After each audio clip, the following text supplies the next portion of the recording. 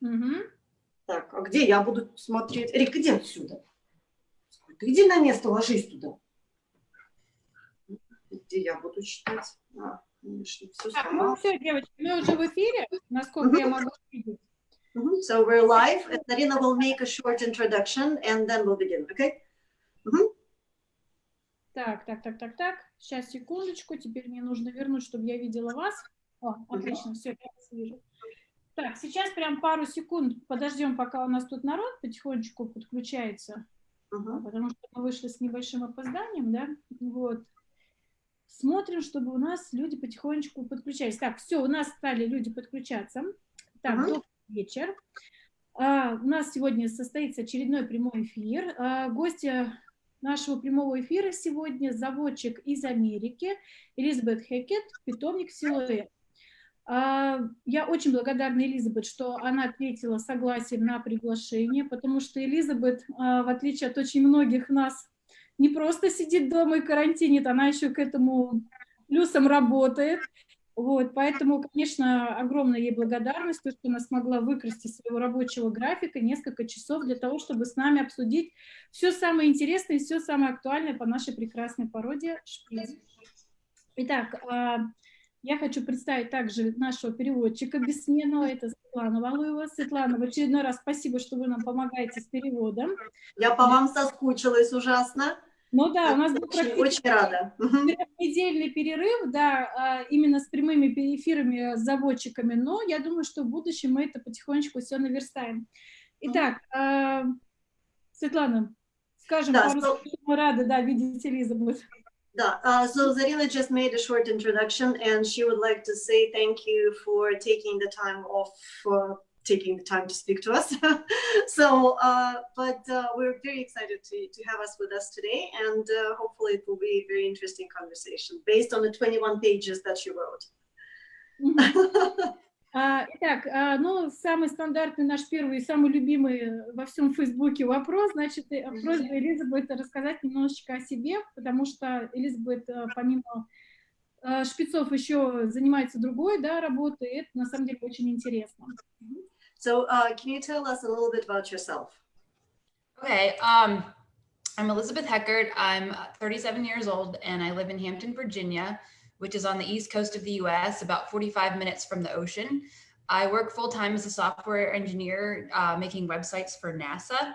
And before that, I was working from an office 5 minutes from home, but due to COVID, of course, I'm currently working from home every day, and the dogs and I are really enjoying that. Ну, нашей гости 37 лет, она живет в штате Вирджиния, порядка 45 минут от побережья океана. Она работает программистом над созданием веб-сайтов для НАСА. Это у нас космическая администрация американская, что, мне кажется, безумно какая-то должна быть интересная секретная работа. Вот, работает она, в принципе, 5 минут от своего дома, у нее офис находится, но поскольку сейчас все закарантинены, то работает из дома, с собаками проводит много времени, и все от этого получают только пользу и радость. Отлично. Ну и следующий вопрос. Каким образом Элизабет вообще стала собаковладельцей, да, и попала в этот мир собак? So how did you come into the dog world? Well, I always loved animals as a child, and I was always begging my mom to let me have my own pet, like I wanted a rabbit or a fish. But for years, all we had were a couple fish and 2 cats. But when I was 12, my science class had baby gerbils, you know, like little hamsters, gerbils. So I begged my mom until she let me have some. And then those gerbils soon had baby gerbils. And the next thing my mother knew, I had about 20 aquariums in my bedroom with all different colors of gerbils that I had acquired from breeders that I met on the internet. I had 24 different color varieties that I bred over 5 years, including some that were very rare, like Siamese, which is colored like a Siamese cat. I had a website called the Danny Clan Gerbils, which was very well known among gerbil fanciers at the time, which was like 1999. It was full of information. I wrote about color genetics, how to raise gerbils properly, pages about my own gerbils and pedigrees. I learned a lot about color genetics, and I made pictures and graphics to help other people understand it. At that time, it was very hard to get photos of anything on the internet. You'd have to take a photo, develop it, scan it. But I figured out how to take captures from a video camera. So I had a lot of pictures on my site, which was unusual. So the interest in gerbils set the stage for my interest in dogs because, of course, I got interested in breeding and color genetics and pedigrees and the culture of animal fanciers and shows. It was only natural that eventually I'd want something bigger than a gerbil. Okay. But for that might be enough for you to. Yeah, I think so. But it's very The fascinating. paragraph. Honestly, I think you're the first gerbil breeder that I've met in my life. And it's been a long life, all over the place. Но тут прям сразу интересно начинается. Значит, наши гости, у них животных дома никогда не было. Ну, были там какие-то маложивущие рыбки и пара кошек. Но потом, когда ей было 12 лет, это порядка где-то 99-й, в общем, начало 2000-х годов, у них был на уроке биологии, значит, изучали хомячков. И вот, значит, упросила она маму завести себе хомячков. У хомячков родились детки, у деток родились другие детки. Ну, в общем, очень скоро дома у нее, вернее, в одной комнате стояло порядка 20 террариумов, где жили все эти хомячки. Крысы. Вот, да. Крысы. Хомячки. Hamsters. Не на, все хорошо. Вот, значит, эти хомячки, значит, разводила она их породистых, разных цветов. Значит, было 24 разных окрасов, включая сиамских этих хомячков каких-то окрашенных. Разводились они с документами, с родословными. Значит, стала изучать она сразу и генетику, и увлеклась этим делом. Был выпущен веб-сайт Дэнни Клан про хомячков, значит, где она рассказывала и про генетику окрасов, и про разведение всех зверьков. Вот, были фотографии своих животных тоже. Как раз в то время было тяжело фотографии получать и на веб-сайты выкладывать, потому что надо было, значит, сначала на пленку снимать, потом проявлять, потом сканировать. Вот, она придумала сокращенную технологию делать фотографии с видеокамеры, поэтому фотографий было много. Ну и этот ее веб-сайт оказался широко известным в узких кругах. All right, I think we need to shorten it down a little bit so you don't fall asleep. Because I remember it was very interesting. Так что вот так вот хомячки привели к следующему уже, то есть захотелось уже после хомячков чего-то еще более серьезного. All right, it's all yours. I'll try to condense it. So the first Pomeranian I ever saw on TV was when I was 12 on the X-Files. One of the characters got a Pomeranian, and I didn't even, at the time, they didn't catch my interest, but a few years later, a friend asked me, what kind of dog do you like? And I said, oh, whatever that little dog was on the X-Files, which led me to do a web search. And then I found the 5 Pomeranian websites that were on the internet at the time, and I just became obsessed with it. I found out that there was a local breeder named Judy Green of Razzle Dazzle Poms who lived 5 minutes from me. And I called and called and called her until she finally answered my phone calls. And she's who introduced me to Chris Hartz and Doug Stratton, and kind of was my first mentor in the breed. Ну вот, тоже интересно, как наша гостья пришла, собственно, в померанцев. Первый раз она увидела померанца тоже в возрасте 12 лет по телевизору в сериале «Секретные материалы». Да, было на русский, так переведено? Да, «Секретные материалы». Да, значит, и там потом ее с подружками как-то говорили, так говорит, а какие тебе собаки нравятся? Она говорит, ну вот та, которая там, знаете, в телевизоре была. Ну хорошо, в телевизоре была, потом она посерьезнее решила посмотреть, собственно, проблему померанцев, нашла название, сделала поиск и нашла целых 3 веб-сайта заводчиков померанцев на то время. И одна из них это была Джуди Грин, которая жила в 5 минутах от их дома. Вот, это питомник Razzle Dazzle, по-моему, даже я его знаю. Вот, да, это что-то из старинных времен. Собака очень известная, Razzle Dazzle, Broken Record, даже я помню эту собаку. Вот, то есть это, ну, это прям давно-давно, это еще совсем американские времена. Вот, ну, в общем, звонила она и барабанила несколько раз, уже 15-летняя девочка, и Джуди потом после такого, ну, размышления допустила ее домой, пустила и пообщаться, представила ее и Крис Хартс, и Дугу Стрэттону, которым она тоже пыталась писать письма. Вот, ну, Да. да, и стала таким образом Джуди Грин первым педагогом в мире померанцев нашей гости. Мгм. Так, ну хорошо, тогда мы приблизились к тому, когда же и как вообще у нее появился первый померанец. So when and how did you get your first dog? A Pomeranian? So, yeah, my first dog was a Pomeranian. My parents refused to let me get a dog at first because I was going to go to college very soon.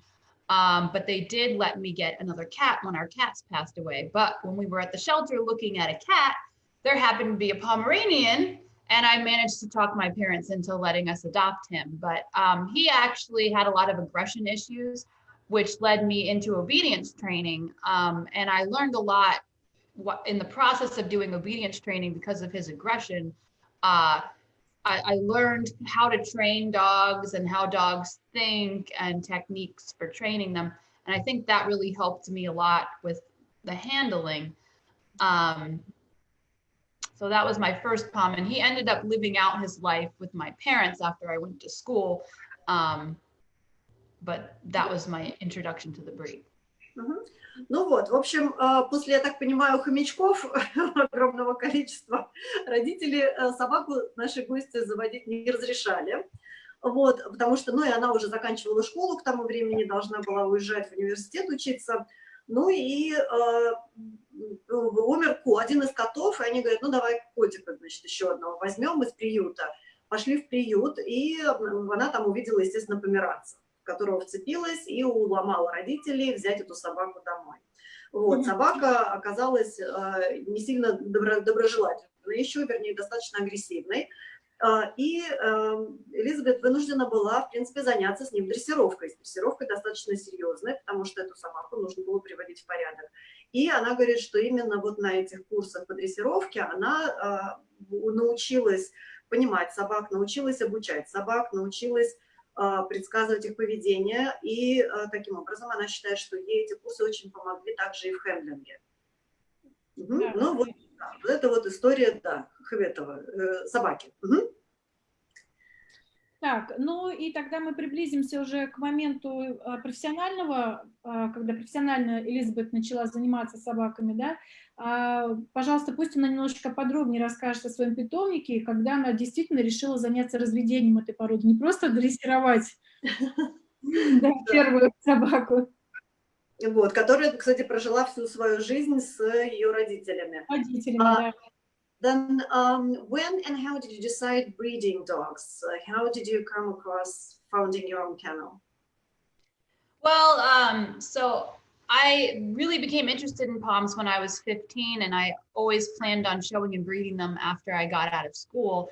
But I actually arranged my university education around being able to have a dog my second year of school.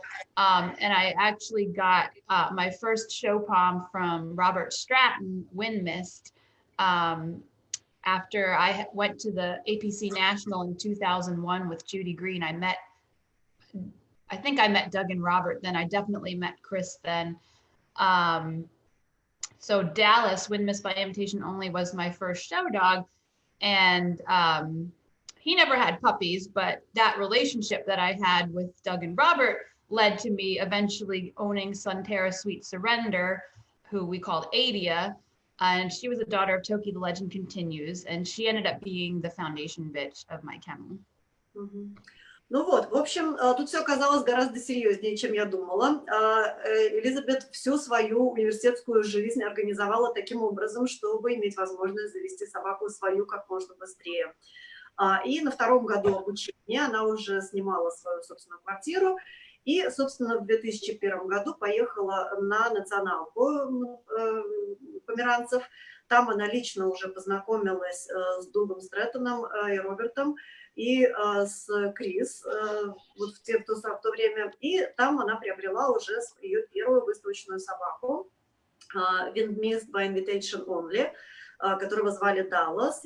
От него щенков никогда получено не было, но поскольку она, ну, видно уже было, да, что серьезно занялась померанцами, то несколько лет спустя ей досталась сука Santera Sweet Surrender, дочка Токи The Legend Continues, Да. которая стала, собственно, ее основательницей питомника.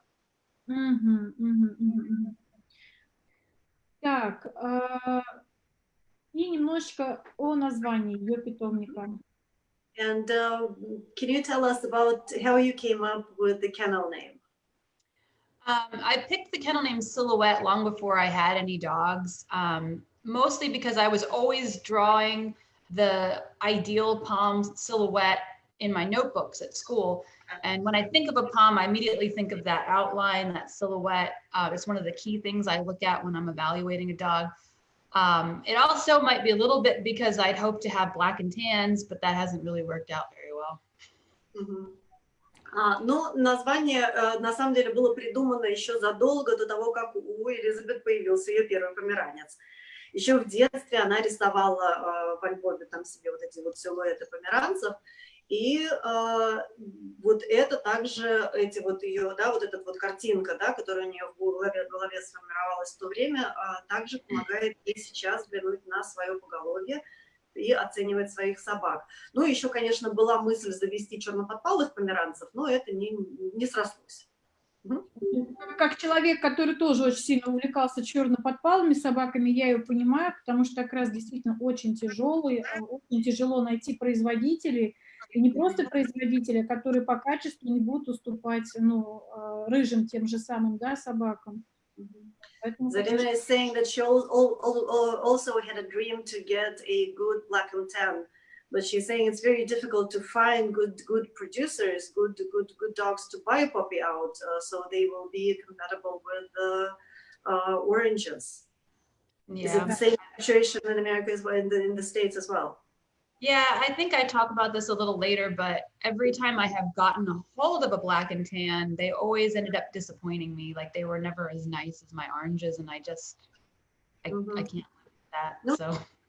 То есть, говорит, каждый раз, когда она там приобретала черноподпалого, каждый раз они были по качеству гораздо хуже, чем рыжие собаки. Вот, к слову, у меня есть мальчик, да, который живет перец, он в классик момент. Более того, Элизабет получила от него тоже, по-моему, несколько пометов, когда он был в аренде у Крис. И вот он, к слову, дал мне несколько черноподпалых щенков очень хорошего, очень приличного качества. Ну, Zarina's boy that you used for stud when he was at Chris's, she's saying that he produces black and tans.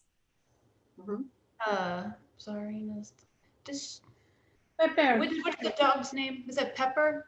Pepper, Pepper. Yeah, I had a daughter of his, but I didn't end up having any puppies from her. But yeah, she did have a black and tan sister, if I recall. It's just never worked out for me. Anytime I had my bitch that was select at the national this year had a black and tan litter sister, but that puppy, of course, didn't live. Yeah. Would have been a nice. Просто не получается. Мне кажется, это у меня также с кокерами, с черноподпалыми было. Просто никогда не получилось. Она говорит, у нее даже были собаки, там рождались щенки не выживали черноподпалые, хорошие. У нее была, вот, которая на националке в Select Beach была, у нее была родная черноподпалая сестра, которая, естественно, погибла. Вот. То есть и от дочки твоего перца тоже щенков она не получила. Да, я поняла это. Но вот у меня сейчас, к слову, тоже родился черноподпалый щенок, да, за очень долгое время, и, конечно, очень много радости было. Вот сейчас он подрос, ему около 2 месяцев, и, конечно, я начинаю до него докапываться, да, как вот, в принципе, и до рыжей собаки, не делая скидки на то, что вот он черноподпалый. И тут начинается то немножечко не устраивает, это немножечко не устраивает, и, конечно, не такой большой как бы выбор каких-то производителей, и собаку, в принципе, практически нереально купить хорошую. Поэтому окрас очень тяжелый для разведения, конечно. Yeah, Zarina has a little puppy now who is 2 months old, so she's looking at him and picking, just watching and seeing what she doesn't like about him. But yes, the color is tricky. Светлана, а еще, знаете, вот вопрос такой, вернемся к этим песчанкам тогда, да? Если вот она пыталась заняться разведением черно-подпалого окраса и вообще в целом вот других окрасов, ей вот этот ее опыт с этими мышами, хомяками, он ей как-то вообще помогает? Да, вот это она говорила, может быть, я не сказала, но сейчас я еще раз переспрошу. When you were breeding gerbils, this experience, did it help you with the breeding of Pomeranian? I think it did, because I became familiar with how inheritance works, although most genes in gerbils are simple recessives. But there's a few strange things that happen with gerbils too. It certainly taught me how color genetics work. And I used to get into fights when I was 15 years old with like Diane Finch of Finch Pomeranians, who's very well known for her colors. We would get into arguments because she would try to say that colors were inherited one particular way, and I would disagree with her, and everyone's like, you don't know what you're talking about, you stupid little girl. And I'm just like, I know how genetics work. And it was just a misunderstanding from her perspective. She would say, I bred this color to that color and this happened, but because she didn't quite understand how the inheritance worked, she was misinterpreting the results is the easiest way.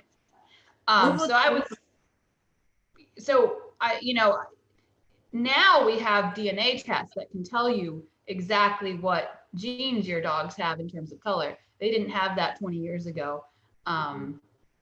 So we have that advantage now. То есть, что ей помогло особенно, потому что у этих хомяков, у них на самом деле наследование достаточно простое, то есть простое рецессивное, доминантное, да, окрасов, но она, тем не менее, достаточно тщательно поковырялась в принципах генетики и начала вот это понимать. И вот у них были такие прям схватки идеологические с коллегами по разведению, вот, просто потому что те не совсем догоняли, собственно, систему наследования. Вот, но вот она более такой теоретик сложившийся получилась. Вот. Но если я не ошибаюсь, она даже упоминала, мне кажется, имя Дианы Финч, правильно? Да. И говорит то, что да, вроде как та ей с точки зрения практика говорила, а это, говорит, там просто не совсем правильное понимание процесса было. Вот, сейчас, конечно, уже есть тесты генетические, которые абсолютно стопроцентно вам могут сказать, какие маркеры, какие гены несет собака. Тут уже никаких вариантов для интерпретации не возникает. Вот. А там были всякие еще такие вольный подход. Отлично. Хорошо. Сейчас такой немножечко ответвленный вопрос. Сколько собак сейчас у Элизабет в питомнике на данный момент? So, how many dogs do you have in the kennel now? Well, I don't have an exact head count at the moment. Usually I have between 15 and 20 counting puppies. I prefer to have a bit less than that, but it's always a question of you're growing up this one and you're growing up that one and you don't want to keep the wrong one. And so there's always a bit of that going on. And then there's always bitches that haven't had puppies yet who may or may not be good producers. So I might hang on to a few and just see who is a better mother. So. Ну, значит, так точно сказать не может, но где-то примерно вот она предпочитает иметь, то есть у нее обычно задерживается от 15 до 20 собак, включая щенков. Хотела бы иметь чуть меньше, но все время получается так, что остается кто-то про запас. То есть непонятно, как-то тот или иной щенок вырастет, непонятно, что та или иная сука будет производить, ну и все время вот оказывается вот такое вот среднее количество собак. Отлично. Тогда сейчас мы переходим. I have one Chinese crested also. And how did that come about? He's sitting right over here. Okay, how did you find it? How did you come across him? I just always wanted a Chinese crested. I love them. То есть у нашей гости еще есть китайская хохлата, и я говорю, как это могло произойти? Она говорит, ну вот всегда хотела и вот завела. Ну, если хочется, надо заводить, надо не раздумывать.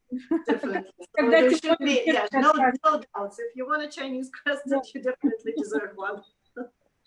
Хорошо, мы сейчас потихонечку вплотную пододвигаемся к целому блоку вопросов, которые будут посвящены разведению ее питомникам, да, принципам и вообще технике подбора пар.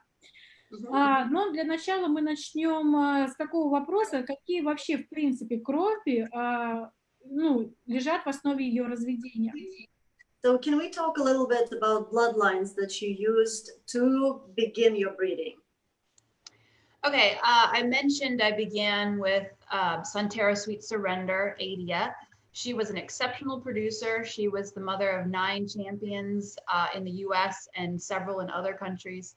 Several of her sons are in pedigrees all over the world now. I bred Adia to many of the top producers at the time. In fact, you might even say most of the top producers at the time. She flew all over the country. She almost always gave me good legs, short backs, pretty faces, good head carriage. Unfortunately, she also gave me mostly males. Only 4 of her daughters were ever bred, which I wish I had a million of them. Only 2 of them had more than a handful of puppies, so she mostly carried on from her sons. I kept 1 son from her myself. Silhouette surrendered to Crescendo, Darcy. Although I never had that many puppies from him, he is behind a few of my dogs now. I also acquired offspring from a couple of her sons that other people bred. And I have a few girls who go back to her on the dam line now, and they're very precious to me. And I bought bitches from, various other places, but I always wound up having more success buying girls that went back to Adia that were sired by her son or something like that.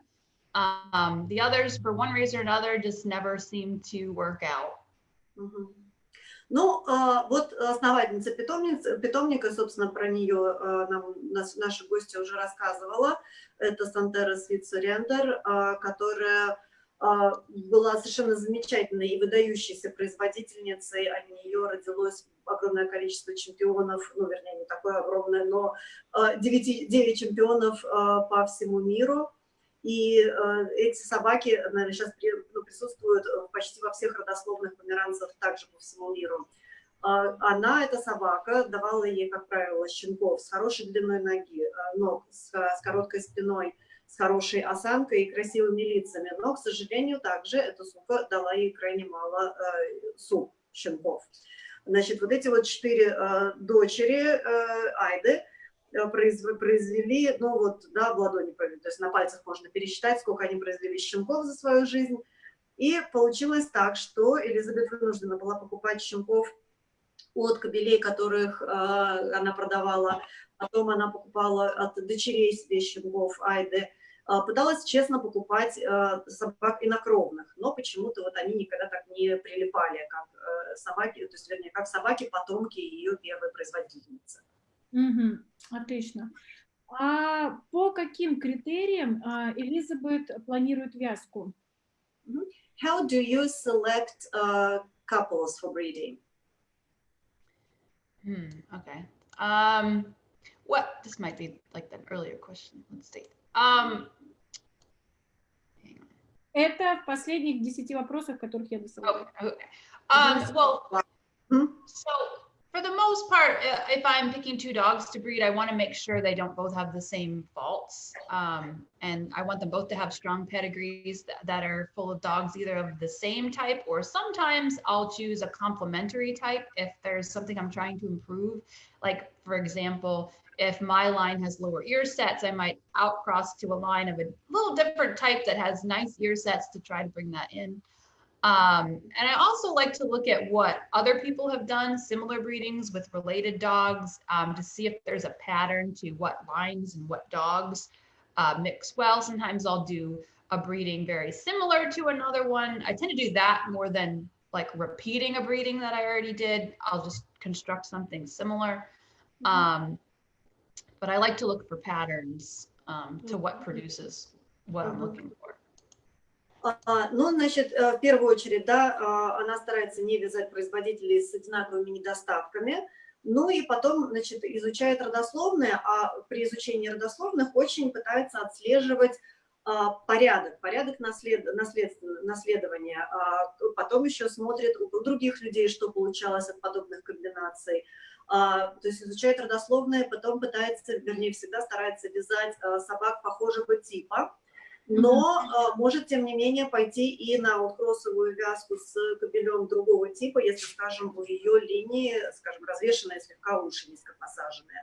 Значит, она тогда может повязать свою собаку с кобелем из другой линии, из Хороший, да. другого типа, да, но с хорошим поставом ушей. То есть все зависит от того, что она пытается сделать, что придумать.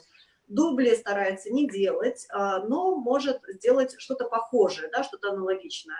Но в основном вот ее очень привлекает, собственно, вот эта вот последовательность, да, кто от чего и почему и зачем. Угу. Хорошо. Понятно, что родословно она уделяет внимание, да? Если я не ошибаюсь, но вообще в целом у нас уже было несколько прямых эфиров и с Тоби, и с Крис, да? С Тоби это было вот особенно так немного забавно. Значит, Тоби, вот там та-та-та-та собака. Это нужно спросить у Элизабет. Это нужно спросить у Элизабет, да? То есть Тоби дал нам дал понять о том, что Элизабет очень хорошо разбирается в родословных собак, да? То есть она фактически едва ли там не знает их наизусть, очень многие родословные. Хорошо. Я слышала, что она является даже администратором базы по родословным померанцев. Это вообще действительно так?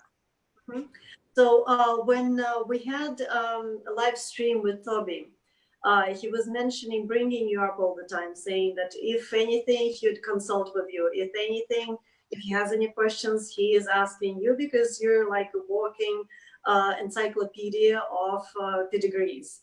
And Zarina is asking whether it's true, whether you are actually an administrator of the pedigree database.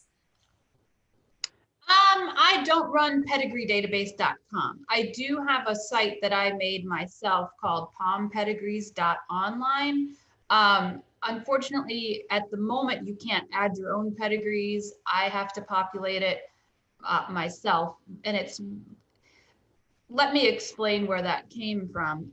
When I was in college, I had a lot of free time and I spent that compiling pedigrees in a pedigree database. So from old magazines, websites, any pedigree I could get my hands on, I put in this database.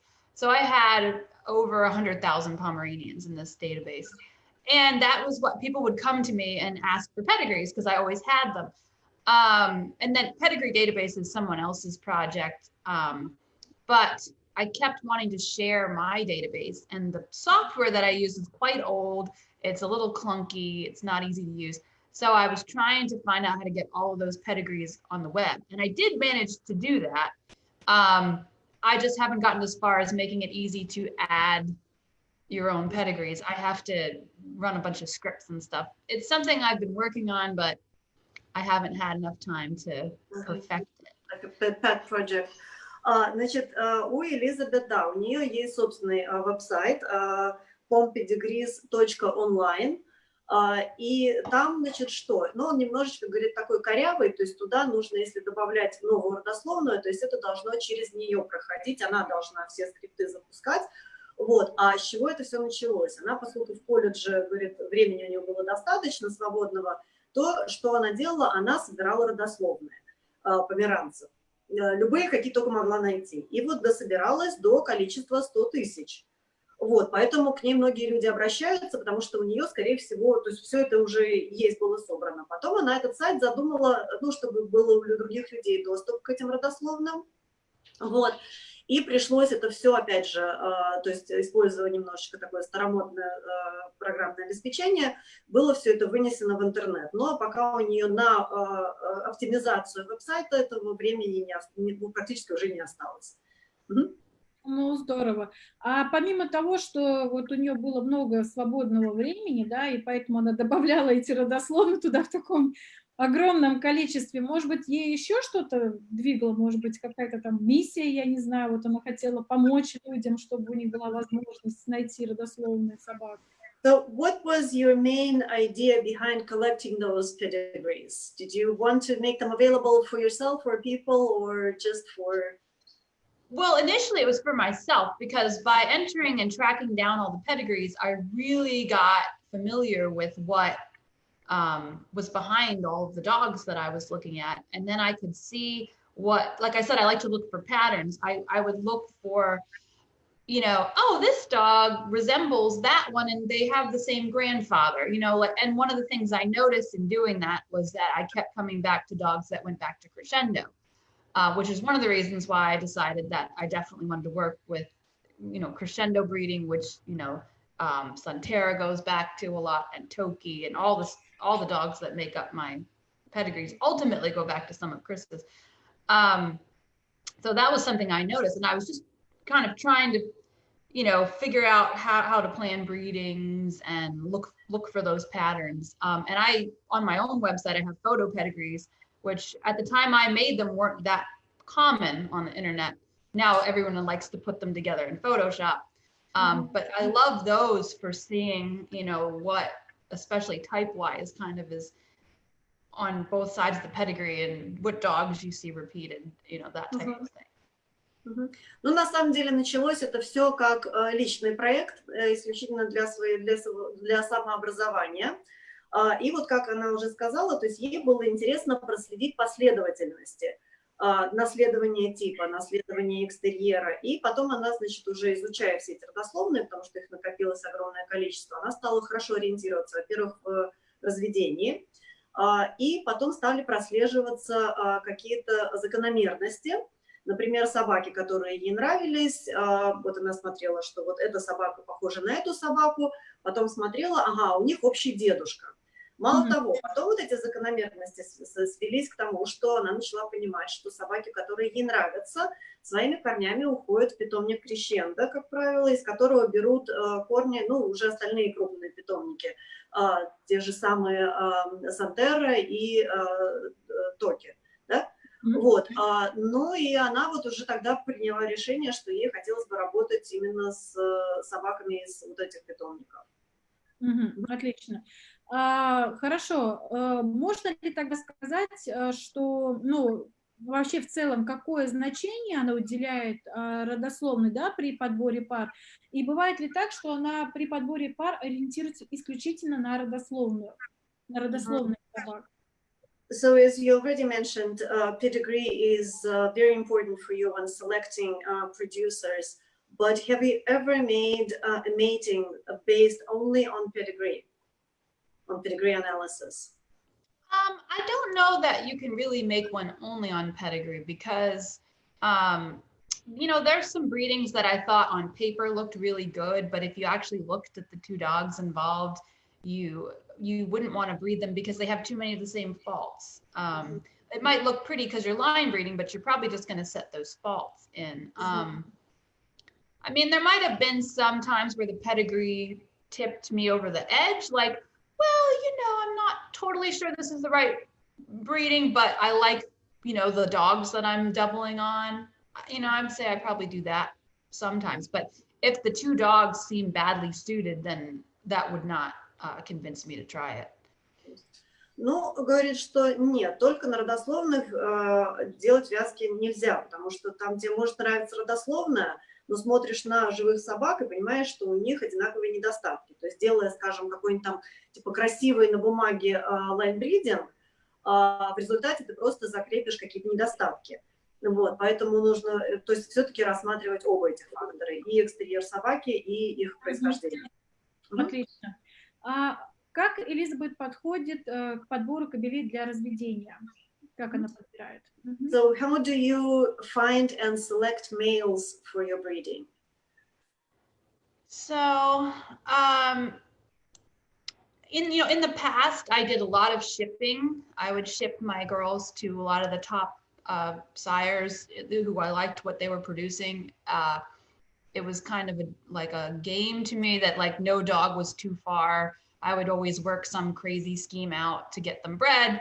And a lot of times that involved getting them to Canada because it was either one of Chris's dogs or it was someone visiting her or something like that. So I have some crazy stories about trying to get bitches bred in Canada. I feel like it's getting harder. I feel like we have fewer breeders here in the US that show and breed at the same level as maybe 20, 30, 40 years ago. Certainly there's a lot of nice dogs overseas, but especially right now when really nobody can travel anywhere, that's not really an option on a day-to-day basis. So I still keep an eye out at local shows and I go to the national every year, trying to see what dogs are available. But of course, many dogs at the national go back overseas. And I did import Harley from Russia. from, I don't want to butcher the kennel name. Yeah, I can see it. Harley. Okay, yeah. I didn't import Harley, and he goes back to my foundation bitch, I think more than once. And I really wanted an enormous correct coat at the time, and that's one thing he definitely has. And I have friends in Virginia that also breed Poms, and some of them have imported dogs, or they bred to different males than mine, or they have a nice male. So I'm lucky that even locally I do have more options than a lot of people, but I feel like we don't have as many options as we did in the past. Or maybe I'm just jaded, I don't know. Ну, значит, раньше, когда она начинала свое разведение, вот я еще тоже один момент выпал, она говорит, что своих сук она перевязала, видимо, ну, со всеми топ-продюсерами того времени, когда она начинала разводить. И вот сейчас, говорит, когда вот свои первые вязки делала, то очень много сук отправляла на вязки в другие места. И, собственно, много у нее есть жизненных анекдотов на тему того, как сложно повязать суку в Канаде. Вот. Ну, значит, потом она уже, говорит, стала немножечко поменьше ездить, ну и вот экспортировала она кобеля себе, привезла в позапрошлом году из России, который также духовно возвращается к ее первой производительнице, причем неоднократно. Вот, у него отличная шерсть, вот это то, что у нее было приоритетом на время покупки этой собаки. Вот, ездят на националку, там смотрят, что откуда. Но, говорит, большинство собак, которые туда приезжают, все-таки приезжают из-за границы. Вот, и сейчас, говорит, очень повезло, что, в принципе, в пределах ее ну, вот, штата есть несколько усиленных заводчиков, которые тоже привезли себе хороших кобелей, с которыми она может вязать своих сук. Вот, говорит, что вот так же, ну, вот возможность у нее такая получилась просто, ну, потому что вот географически так сложилось, что у нее по соседству есть очень интересные собаки, ну, у которых большинства нету возможности к таким кобелям попасть. Вот. Отлично. Я бы хотела сделать небольшое уточнение, это можно даже с экрана перевода, да, по поводу клички собаки, которую она привезла из России. Это кличка дворцовый пес Харли Инвибл, заводчик Елена Дворецкая, то есть питомник дворцовый пес. Вот, то есть это небольшое такое уточнение. Вот, хорошо, но это, в принципе, она сказала по поводу каких-то расстояний, да, и вообще отсылок куда-то на вязки. Хорошо, если мы рассмотрим более детально ситуацию, значит, какая была у меня ситуация? Сейчас выставляется одна собака в Америке, которая мне очень сильно понравилась. И я разговаривала с одним очень именитым заводчиком, я не хочу озвучивать его имя, да, вот, и мы обсуждали эту собаку, о том, какая она прекрасная, какая она замечательная. И тут мне этот заводчик говорит, да, собака, конечно, безусловно, красивая и действительно очень выигрышная, но у него такая простая родословная. То есть получается, как бы, да, собака крутая, но родословная у нее никакая. И вот вопрос такой к Элизабет, вот готова ли она пойти на вязку к кобелю, да, который будет, допустим, исключительно интересный по внешним каким-то, да, показателям, но при этом у него будет простовато, допустим, родословная. Она готова пойти на такую вязку? Zarina is telling the story now. She's following the career of one of the top winning dogs in the United States. And she was talking to one of her friend's breeders about this dog. And in the discussion, he said that it's a great dog, but it has a very simple breeding, very, very basic pedigree. And Zarina is asking, would you consider breeding to such a dog with the pedigree which is not interesting to you at all? So if it's full of dogs that I just really don't like, then I would probably assume he's a fluke, and I would probably not try it. I certainly wouldn't be a guinea pig on that one. If I happen to see that I liked a lot of his puppies, if people were using him, and if it seemed like no matter what he was bred to, he produced well, or if he was bred to bitches related to mine and produced well, I might try it. But I'm pretty skeptical of the dogs that seem like somebody just got lucky. I'd much rather see maybe like a less amazing dog with a pedigree full of dogs that I really, really like, because I'm more confident that that's what I'm going to get. Ну, говорит, на самом деле, если в родословной, скажем, куча собак, которые ей не нравятся, то тогда есть смысл задуматься, что это, ну, вот такой вот случайный, да, выстрел получился, ну, неожиданно такая собака. Тогда можно допустить, что он не будет производить ничего интересного. Но бывают такие моменты, что подобные кобели с простой родословной, вне зависимости, с какими суками они вяжутся, они дают хороших щенков. Или если они будут вязаться с суками, похожими на собак, которых разводят наши гости, и от них давать хороших щенков, тогда, ну, может, она попробует, сделает такой эксперимент. Но, в принципе, она вот на морские свинки не играет. Вот, то есть экспериментов таких вот творческих не ставят в разведении. Вот, то есть все-таки она хочет видеть также и что-то запрограммированное в родословной, то, что можно будет предсказать уже в потомках этой собаки. Но все может быть. Понимать, с чем иметь дело, будем так говорить. Угу. Хорошо, тогда по-прежнему про кобелей. Подбирает ли она вообще кобелей своих исключительно по фотографиям, тех, которых она не видела вживую, ну и как это сейчас очень популярно, подбирать производителей по фотографиям или по видео в Facebook? So how about selecting males that you only saw on the photographs? I would have to think about whether I've never done that. I guess, well, as an example, I know I was obsessed with Dutchie, Toki, the legend continues, before I ever saw him in person. I'm not sure I bred to him first, but in that case, that would not have been a mistake. But I definitely prefer to see them in person. There's a lot you can't tell from a photo. If you see video, I'd feel a little better about it. Or if I'd seen a lot of his offspring, you know, in person, maybe I would. There was one dog I remember encouraging a co-owner to consider using that I had liked based on some pictures of him and his offspring. And she never actually got to use him. But by the time I saw his kids in person, I was actually like, no, you know what? They're really not as good as I thought they were. You know, I don't know what would have happened. It might have been okay, but I was glad kind of that we didn't spend a lot of money trying to do that. Ну, вот сама говорит, что даже не уверена, была ли у нее такая ситуация лично, чтобы подбирать кобеля исключительно по фотографиям. Она говорит, что все-таки предпочитает живьем собаку посмотреть, или же ну, хотела бы живьем увидеть его потомков хотя бы, ну, его щенков, то, что он дает. Вот. Если там ну, что-то такое действительно интересное, то вот тогда можно было бы и зацепиться за такую собаку. И вот она одного кобеля нашла по фотографиям, посмотрела, вроде как и ничего, и потомки вроде как и ничего, и обсуждала со своей совладелицей. Может быть, та бы с ним попробовала повязать свою суку, но потом, когда все-таки увидела натурпродукт, вот как оно выглядит по-настоящему, говорит, слава богу, что ничего не получилось из этой затеи. Это кобель как выглядит, да, на самом деле? Нет, как выглядят на самом деле его дети тоже, да. До кобеля не дошло даже, да. То есть она говорит, что видео, может быть, ну, чуть-чуть ее бы сдвинуло в том направлении, но, в принципе, по картинкам она не очень доверяет. А вообще такой вопрос. Очень часто у нее происходит разочарование, допустим, ну, она же ездит на крупные выставки, и, допустим, видит этих собак на Фейсбуке, на фото, на видео, потом их видит вживую. Как часто у нее происходит разочарование, несходство? So how often do you get disappointed by what you see in person compared to the photographs? Quite a lot, I would say. Yeah, there's definitely been some dogs that I saw on Facebook that were across the country or, you know, across the ocean.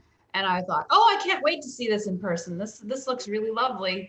And then I see it in person and I'm like, oh, you know, it leans forward, it drops its head, it moves really messy. It's, you know, ooh, you know, I'm glad I didn't, you know, put any money into that without seeing it in person.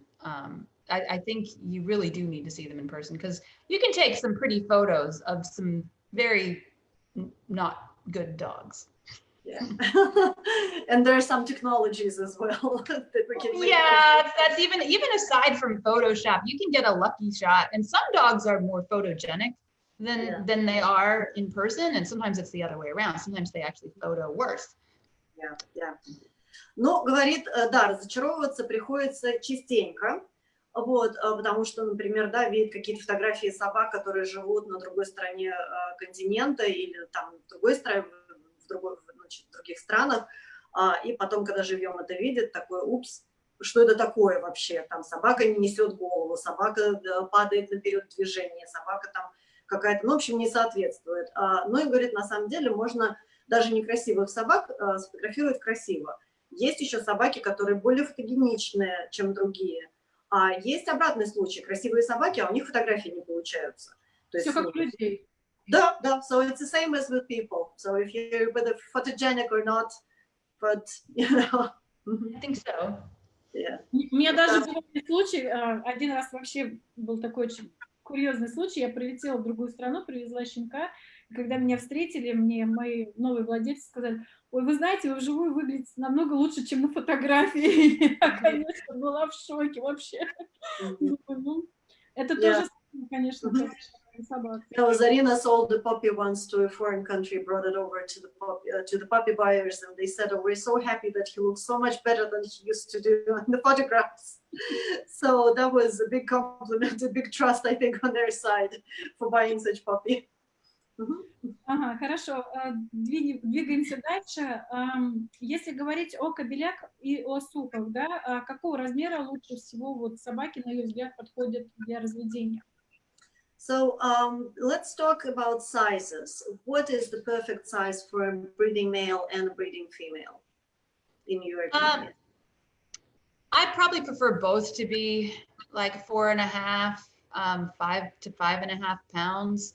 I usually prefer smaller males, but I've used some that are bigger that were nice dogs. And I don't like tiny girls, but I haven't noticed a big difference in their size compared to how good of a mother they are. Some of my best whelpers were 4 pounds, 4.25 pounds. And some of my big girls were terrible and needed C-sections and had 1 or 2 puppies. Ну, тут она, конечно, да, предпочтение есть в использовании производителей весом от 4,5 до 5,5 фунтов. Но были случаи, когда она вязала кобелей, которые крупнее. Были у нее также наблюдения такие, что размер не очень связан с тем, как сука рожает и как она смотрит за щенками. То есть у нее были малюсенькие суки 4-фунтовые, которые были прекрасными матерями, и в то же время вот эти вот кобылы 7-фунтовые рожали по 1-2 щенков кесаревым сечением и отвратительно этих щенков еще и присматривали. То есть вот такой закономерности четкой нет. Ну, на самом деле, так оно есть и на самом деле. Так, хорошо.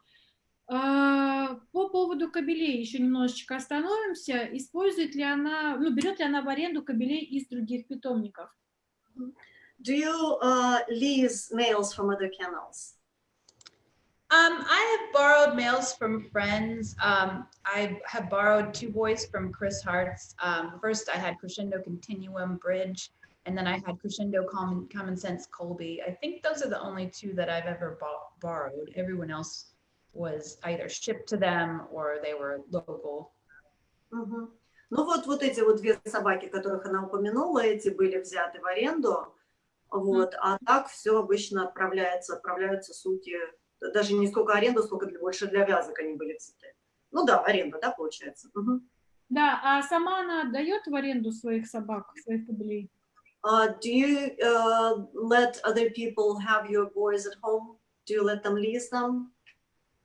I have, but so far only in the U.S. I also like to sell males sometimes to people that I'm planning on using later if they'll let me borrow them back. I don't like to place them so far away that I never can use them again, because sometimes the boy I kept for myself doesn't work out. I would consider sending one overseas. It's just a question of the right person in the right place, the right dog. You know, sometimes I need the dog here. Sometimes the dog's getting older and I don't want to send them anywhere, you know. Ну, говорит, что там были случаи, когда там она отдавала кобелей, но все это происходит, во-первых, все в пределах Соединенных Штатов, и потом она все-таки предпочитает продавать кобелей в питомнике людям, которые ей дадут возможность с ними вязаться в дальнейшем. Вот. Но, в принципе, и даже, наверное, за океан она бы собаку отправила. Ну, тут вопрос правильных рук, правильной ситуации, потому что может получиться так, что кобеле ему понадобится срочно дома, или эта собака уже по возрасту не очень подходит к поездкам таким далеким. То есть тут все тоже индивидуальный подход. Ну, если говорить в целом об ее согласии давать в аренду, если я не ошибаюсь, один из ее мальчиков, его домашняя кличка Гибсон, был в аренде даже в Таиланде, вот, и, собственно, там от него, был получен очень известный кобель, фонд First of June, которого зовут Хадсон, который, в свою очередь, дал тоже очень много таких типичных щенков, которые очень легко узнаваемы, и, в принципе, его уже потомки точно так же дают очень узнаваемых типичных щенков. Поэтому и дальше Америки тоже немножечко она дает. Ну вот. Now, Zarina just mentioned that you sent one of your boys to Thai. I heard his name and I was like, I totally forgot about that. It was like, oh gosh, that was like 12 years ago, you know. That completely escaped my mind.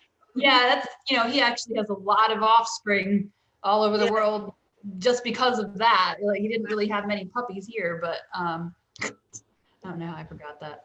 I'm getting older. Что делать?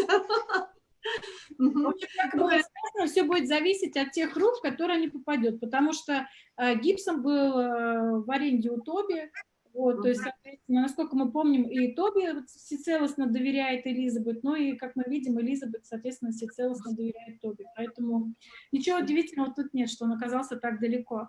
Хорошо, тогда двигаемся немножечко дальше. Интересует такой вопрос, использовала ли Элизабет в своей практике искусственное осеменение, а именно вот охлажденной или замороженной спермы, то есть работала ли она с этим? Have you ever tried using artificial insemination on your females with a frozen or chilled sperm semen? Not frozen or chilled, really. I sent chilled to Slovenia and it was successful. She had, I think, 2 puppies. And we tried again and it didn't work out. And I sent frozen to Hawaii and they actually had a couple litters between some I sent and some that a couple of friends sent. You have to have a really good vet, I think, and test them properly. And with POMS, it seems like it's not usually successful. I've never done it myself because it seems so iffy. I might consider it next time I have a female who reliably has like 3 or 4 puppies and is easy to get pregnant all the time. But I haven't had a lot of those lately, so. Ну вот тоже личного опыта такого не было, хотя она отправляла охлажденную сперму от своего кобеля в Словению, там родилось 2 щенка, потом попытались повторить, и не получилось ничего. Вот. Потом в Гавайи была отправлена замороженная, там получили какое-то количество щенков, потому что еще там что-то заказывали, докупали. Вот. Сама, в принципе, ну, как-то так опасается это делать, потому что, ну, с померанцами, говорит, сложно. Если бы, может быть, у нее была сука, которая там гарантированно легко беременеет, рожает по много щенков, тогда, может быть, с ним попробовала, но пока как-то не складывается. Светлана, а вы можете у Элизабет спросить, вот вообще, если говорить в целом о вязках, вот она приверженец каких вязок, которые идут, ну, естественные, да, или бесконтактные вязки? Your boys or your females are mated naturally? Yeah, mostly. I have done artificial insemination when I had both dogs, you know, in the room. You know, lots of times for various reasons. I prefer natural breedings, but there's some dogs that just, you know, it's just not happening. Ну, говорит, с теми, которые сами не вяжутся, то, конечно же, делают и искусственно. Да и она бы предпочла, чтобы все вязались сами, но бывают такие, которые вот нет и все. Хорошо, то есть получается, в принципе, она не ведет никакого отбора по поводу того, что вяжется ли кобель сам или нет. Получается, что так, да? То есть для нее это не имеет никакого значения. So it's not very important for you whether the boy is doing natural breedings or not. You don't select them based on that criteria.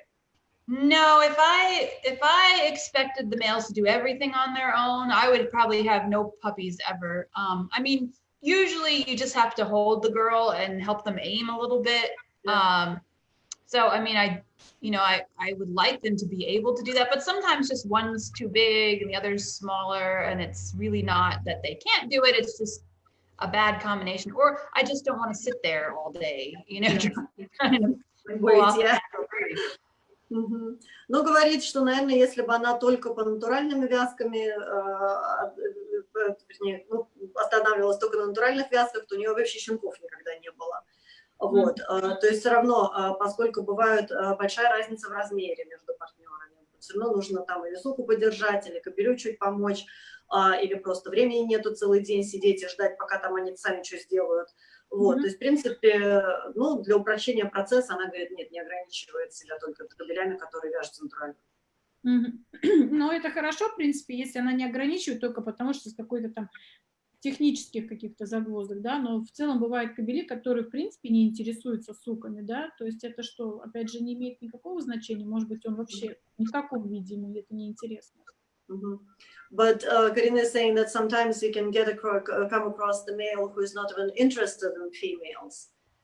Would that make you change your mind? Well, I have had one or two like that. And the first one, which was many years ago, he needed a little training. I think he may have just been AI'd from the time he was younger. And then by the time I got him, he wasn't really sure what girls had to do with the situation necessarily. But we managed, his co-owner and I managed over time to teach him to breed naturally, and then it was no problem. He just didn't really get it. Some of them don't when they're young, and he was probably only a year and maybe he was 2. He wasn't like super old or anything. And then I had one more recently that the people who had borrowed him from me weren't having a lot of success collecting him or getting him to breed or anything. But then I saw him recently, and he's 4 years old now, and I tried collecting him because I had a girl in season, and it was no problem at all. So I don't know if he just needed some time to get his head together, or if they would just use a different technique. I don't really know. But hopefully it won't be a problem when I do actually try to breed to him. Because at that point we just wanted to see if we could. Yeah. So it happens, if it's a nice dog, I might tough it out. Ну, вот, последняя фраза, она ответила на твой вопрос, что если собака достаточно хороша, то можно и на это закрыть глаза. Но из личной практики у нее было одного кобеля, она купила, который его начали просто искусственно, да, собирать у него сперму с очень раннего возраста, и он просто сам процесс с суками никак не связывал. Но потом, в конце концов, научился, что можно и с ними что-то делать. Вот. А второй был такой, какой-то вот такой тоже инфантильный, а потом раз к 4 годам раскачался. То есть, может, ему повзрослеть просто надо было, или они как-то по-другому пытались к процессу подходить, не так, как он понимал. То есть, ну, а потом говорит, что, в принципе, если это будет достаточно выдающаяся собака, то она на это закроет глаза. Хорошо. Светлана, смотрите, тут нам задали вопрос, опять же, в тему вот этих вязок, да, с кобелями. Когда Элизабет вяжет, допустим, собак, натуральным, да, естественным путем, не боится ли она заболеваний, которые передаются половым путем? Вот если, допустим, сука или кобель из другого питомника, да, пришли к ней на вязку, вот, и был ли у нее вообще в целом такой негативный опыт? We have a question from our live listeners, viewers. When you're using a male or a female from another kennel, and doing mating naturally, are you not afraid of getting an STD in one of your dogs? And did you maybe have an experience of that before? No, I've never had an experience of that. I mean, usually if I don't know the people and it's not the first time the girl's ever been bred, I'll ask them for a brucellosis test. But I actually have had a lot of success without stud services. I have probably a 95 to 97% success rate. I really haven't run into any problems with dogs seeming like they got an infection or people, aborting litters, anything like that, to make me think that that's a big problem, at least here. That's really all I can say. Говорит, что если, например, совсем она не знакома с людьми, которыми будет вязаться ее собака, то попросит тест на, скажем, там, допустим, бруцеллез. Вот. Но, в принципе, негативного опыта подобного у нее не было, и она вообще не считает, что, ну, по меньшей мере, в ее стране, что это вообще является большой проблемой. То есть порядка 95-96% сук беременеют от вязок с ее кабелями, суки, у них этих выкидышей не случается, то есть вроде как все и нормально. Отлично. Хорошо, но если мы немножечко затронули тесты, да, то тогда вопрос такой, Элизабет. Допустим, когда она идет на вязки к другим кабелям, хочет ли она сама видеть у них какие-то тесты, да, и делает ли она тесты какие-то своим личным собакам в питомнике? So do you do any, well, since we began speaking about tests, do you test any of your breeding stock? And when you're using, for example, males from other kennels, what tests do you want to see on them?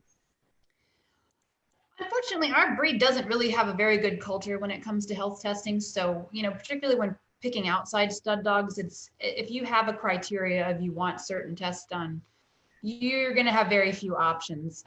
But I mostly use dogs owned by people that I trust, who I think have the same ideals I do, and would probably, hopefully, not be standing a dog at stud that has terrible patellas, heart issues, that type of thing. I have my vet do the OFA forms for cardiac and patellas on all of mine. I try to get eye tests done when there's clinics. Right now, there's not a whole lot of them because there are no dog shows. That's usually the trickiest one, but eyes are also one of the things I'm less concerned about. We don't seem to have a lot of eye problems. And I've tried to help when they've been trying to do studies to find more DNA markers, because I don't find the DNA tests that we have available are really for things that are big problems in the breed. I would love a test for alopecia. I would love a test for collapsing trachea. There was a kidney problem I ran into a few times that I was trying to help determine if this one test that they came up with was helpful, which it didn't seem to be. So I'm interested in that, definitely. I think in general, not a lot of other breeders are doing these tests and documenting them. So. Ну, говорит, что, к сожалению, субкультура разведения померанцев в Америке не очень, в ней не очень популярно тестирование, в принципе.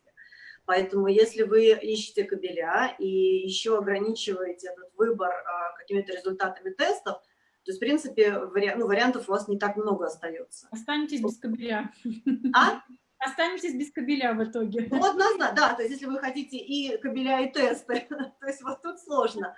Вот, но она говорит, что она вязать своих сук старается с кобелями людей, которым она доверяет, и все-таки надеется, что эти люди не выставляют на вязки кобелей, скажем, с ужасными коленками там, или каких-то с проблемами сердца. Вот. Еще что проблема, конечно же, то, что генетических тестов недостаточно много в породе, которые точно дадут определить возможность, то есть определить, является собака носителем или больная каким-то заболеванием. Она сама принимала участие в исследованиях, сдавала материал. Очень хотелось бы, конечно, иметь тест на аллопецию. Вот, но его, к сожалению, пока нет. Потом у нее в разведении были проблемы с почками. Она пыталась, тоже сдавала генетический материал, чтобы принять участие, посмотреть, подходит ли уже существующий тест под вот ее эту проблему. Это тоже не получилось.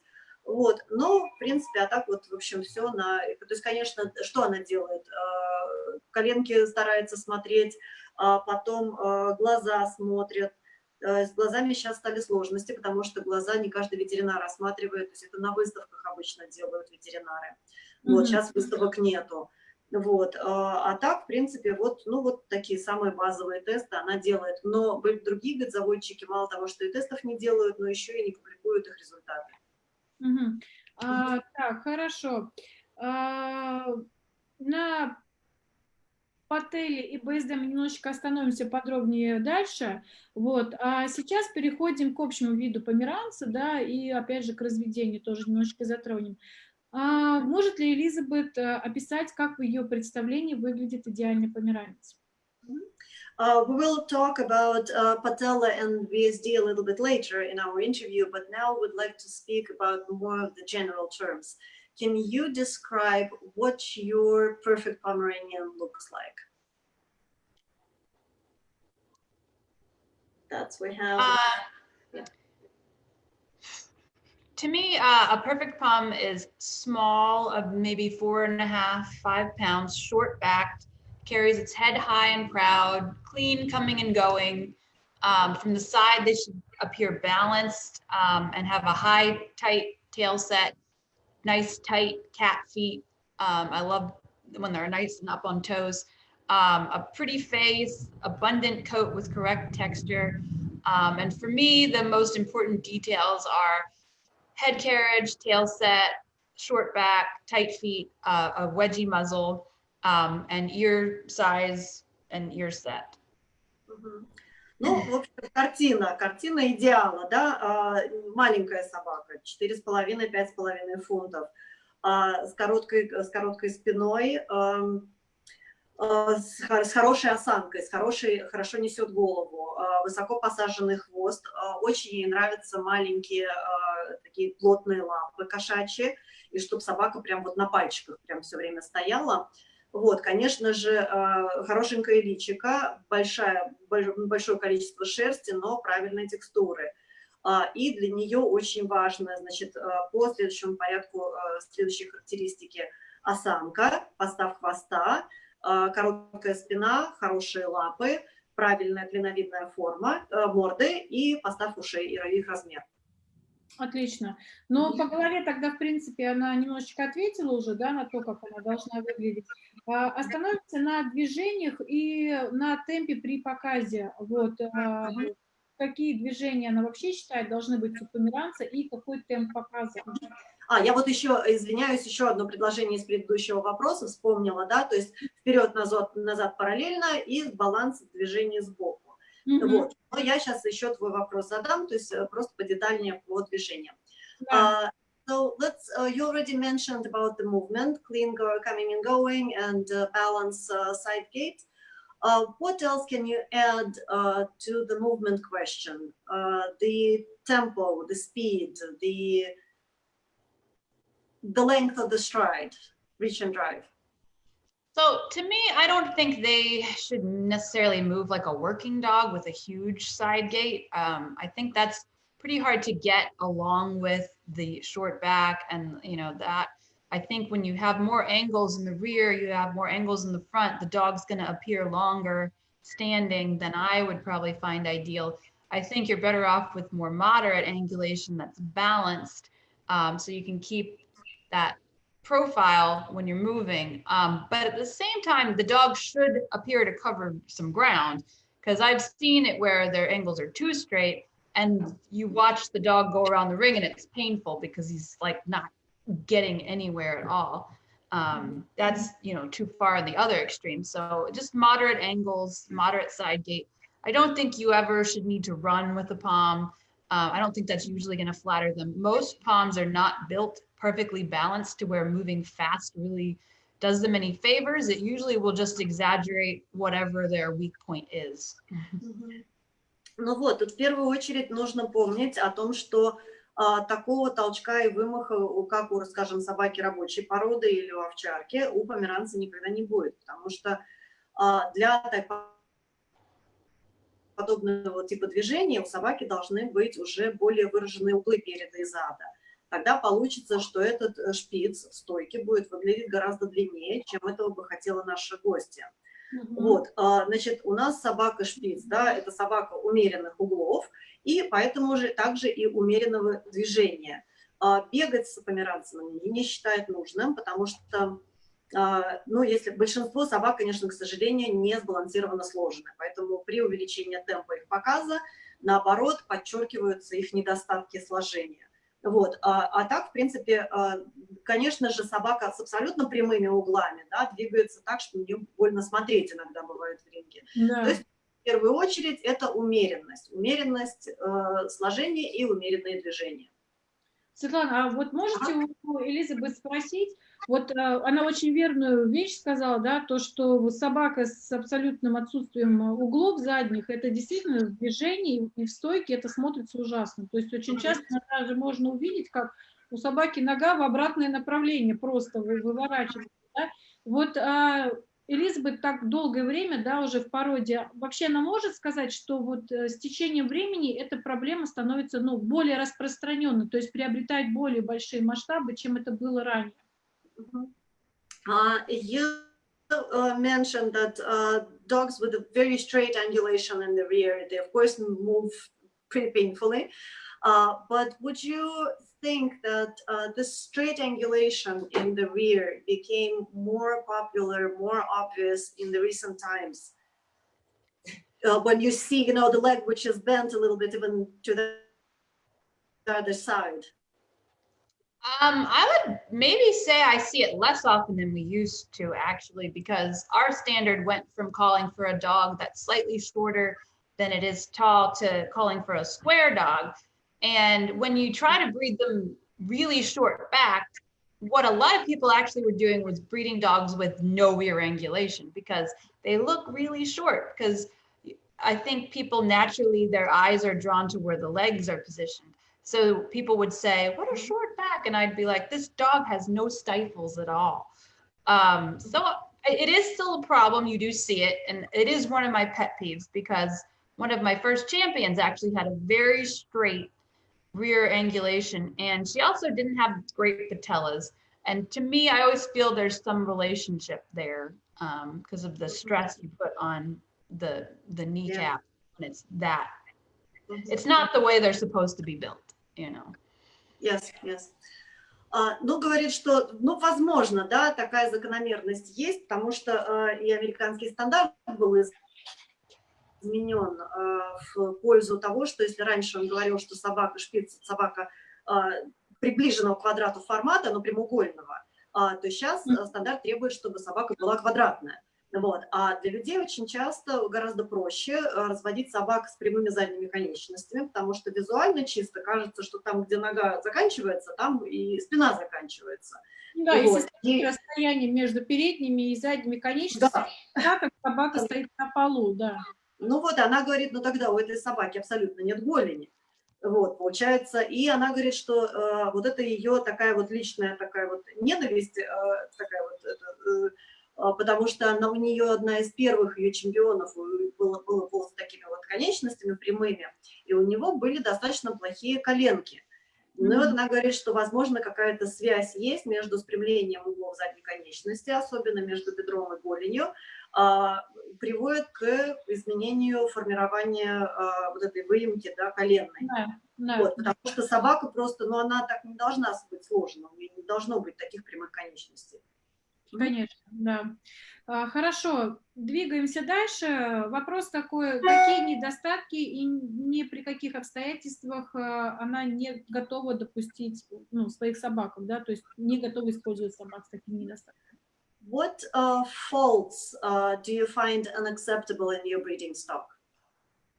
Bad bites, either under or overshot, bad patellas. I mean, like a grade 1, maybe a grade 2, but you know, if they're limping, bad hair. I wouldn't say I never have these problems, but I try to identify them and remove them from my program when I see that they're there. When picking breeding stock, things that are real turnoffs to me are cowhawks, poor feet, ugly feet, bad pasterns, unlevel top lines, improper neck placement and head carriage. I also, as I said, hate straight rear angulation. Too much is not good either, but like I said, I think it's worse on the patella. Also bad tail sets. I don't like long bodies or squatty legs. But I feel like I need to improve the length of leg on some of mine because it's getting harder to find that, I think. Так, okay, I took notes. Значит, началось все с, значит, в первую очередь, неприемлемые плохие прикусы, перекус-недокус.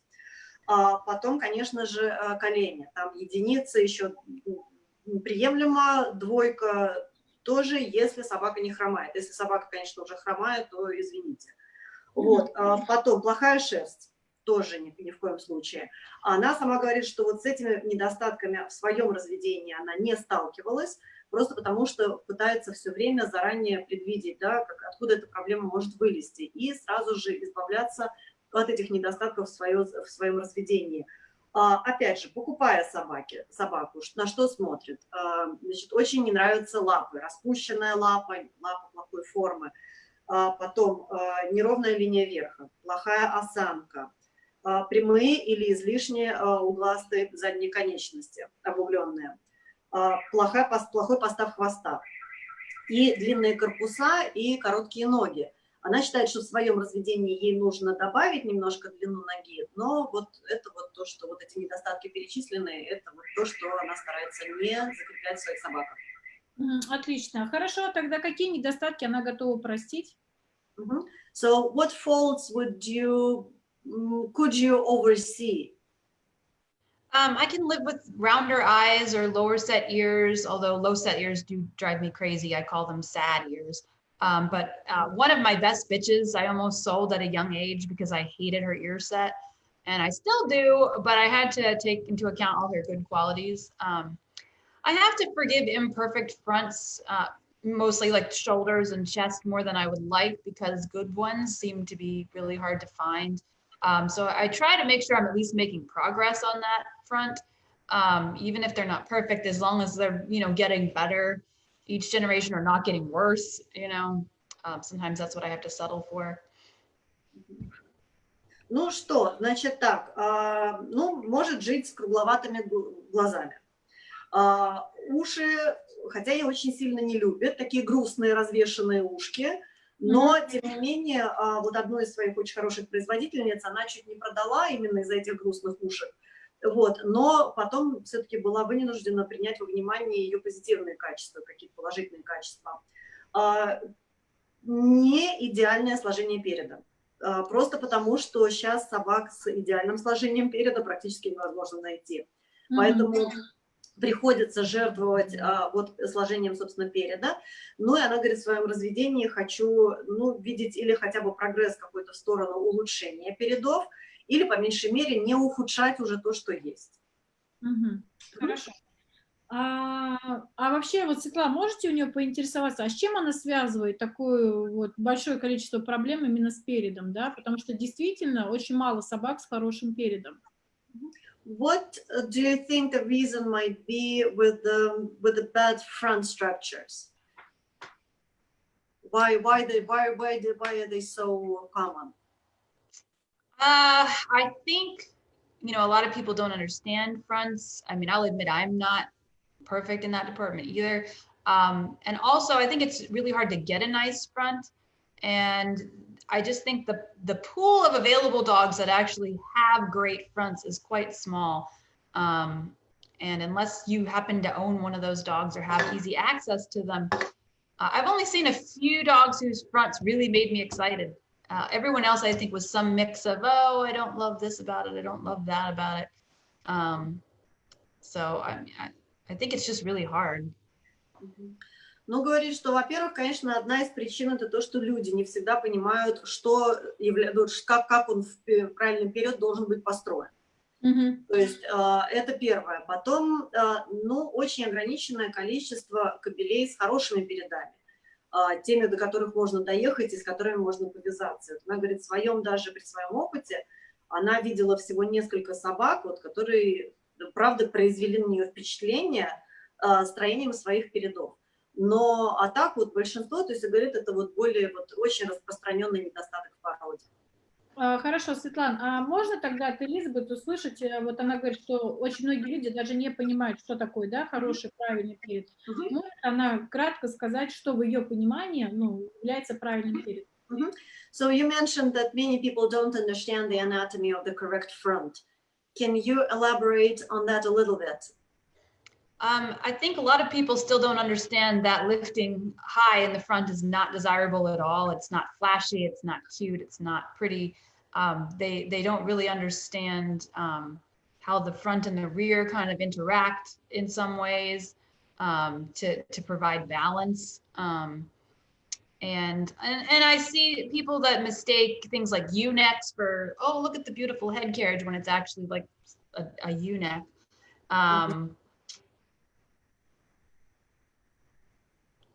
stuff like that. I mean, I think a lot of people just really don't understand movement, and they think flashy and fast is what you're looking for.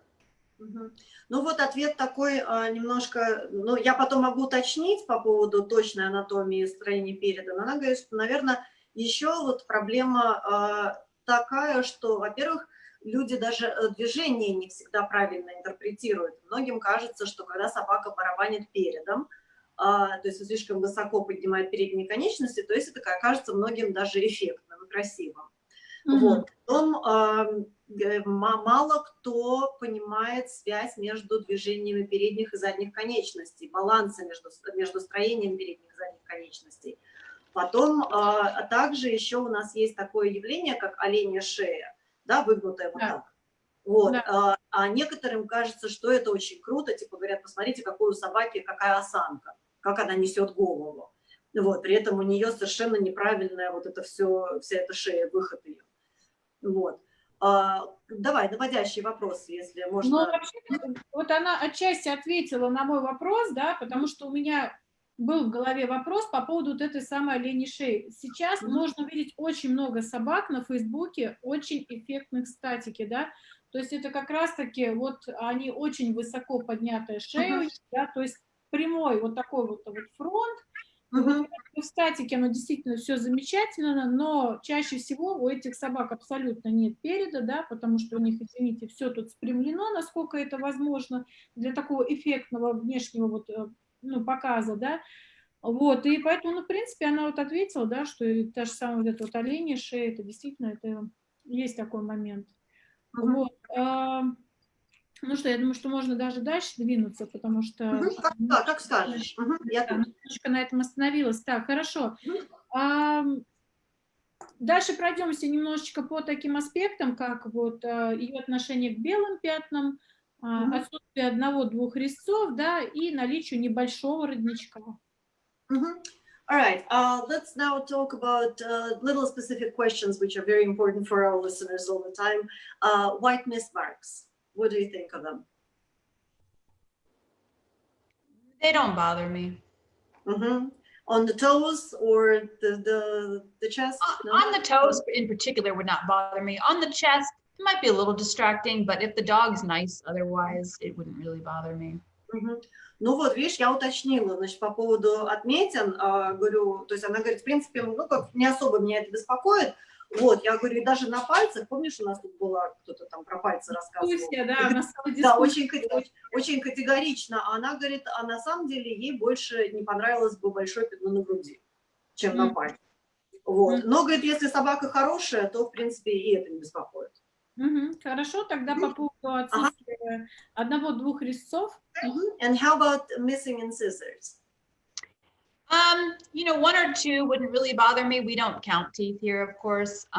If they're young and they're missing more than one on the top or bottom, like if they have two missing on the top or the bottom, that would seem a little strange to me. And I would start to wonder, you know, if they had those teeth, would the bite still be good even? So it'd probably give me pause. If the dog was really exceptional, I'd probably overlook it as long as they didn't produce puppies with missing teeth all the time. But I don't really see that very much. They usually at most are missing one. I've maybe seen one or two where they had more than that. Ну вот говорит, что если там одного не хватает, то в принципе это не особо большой проблемой для нее будет, потому что в Америке зубы не считают, то есть это не является каким-то решающим фактором. Но, скажем, если у собаки не хватает, там, скажем, да, симметрично там, верхнего и нижнего, или, скажем, двух на одной челюсти, вот тогда можно вопрос такой она себе задать, что если бы эти зубы были, был бы ли у этой собаки правильный прикус. Вот. Но и в принципе, если эта собака дает, ну, вернее, не дает подобные недостатки, не передает такое огромное количество отсутствующих зубов своим потомкам, то в принципе это также не будет являться какой-то большим криминалом. Вот. Но на самом деле она говорит, что не очень часто сталкивалась с тем, что вот у померанца отсутствует больше, чем один резец. Хорошо. Так, ну и последний у нас вопрос из этого был по поводу родников. Как она относится к небольшим родникам? And what do you think of the small open fontanelles? That doesn't bother me. That doesn't bother me at all. I think, at least in this country, most dogs end up with a tiny one. It's usually more unusual when they're puppies, especially, to have no open fontanelles. Ну, говорит, что, опять же, небольшие открытые родники ее не беспокоят, потому что в Соединенных Штатах у большинства собак в той или иной степени открытый родник будет присутствовать так и так. У щенков, конечно же, они присутствуют, они чуть большего размера, чем у взрослых собак, но она говорит, что даже крошечные открытые родники у большинства собак есть в Америке. Ага, хорошо. Ну, значит, я немножечко, когда Элизабет прислала, да, ответы, я подготовилась, и мне их перевели, да? Вот, и, значит, по поводу родников мне перевели немножечко так. Вот я вижу то, что написано. Для меня более проблематично, Да. если у собаки нет родничка и вовсе с раннего возраста. А что она имела в виду?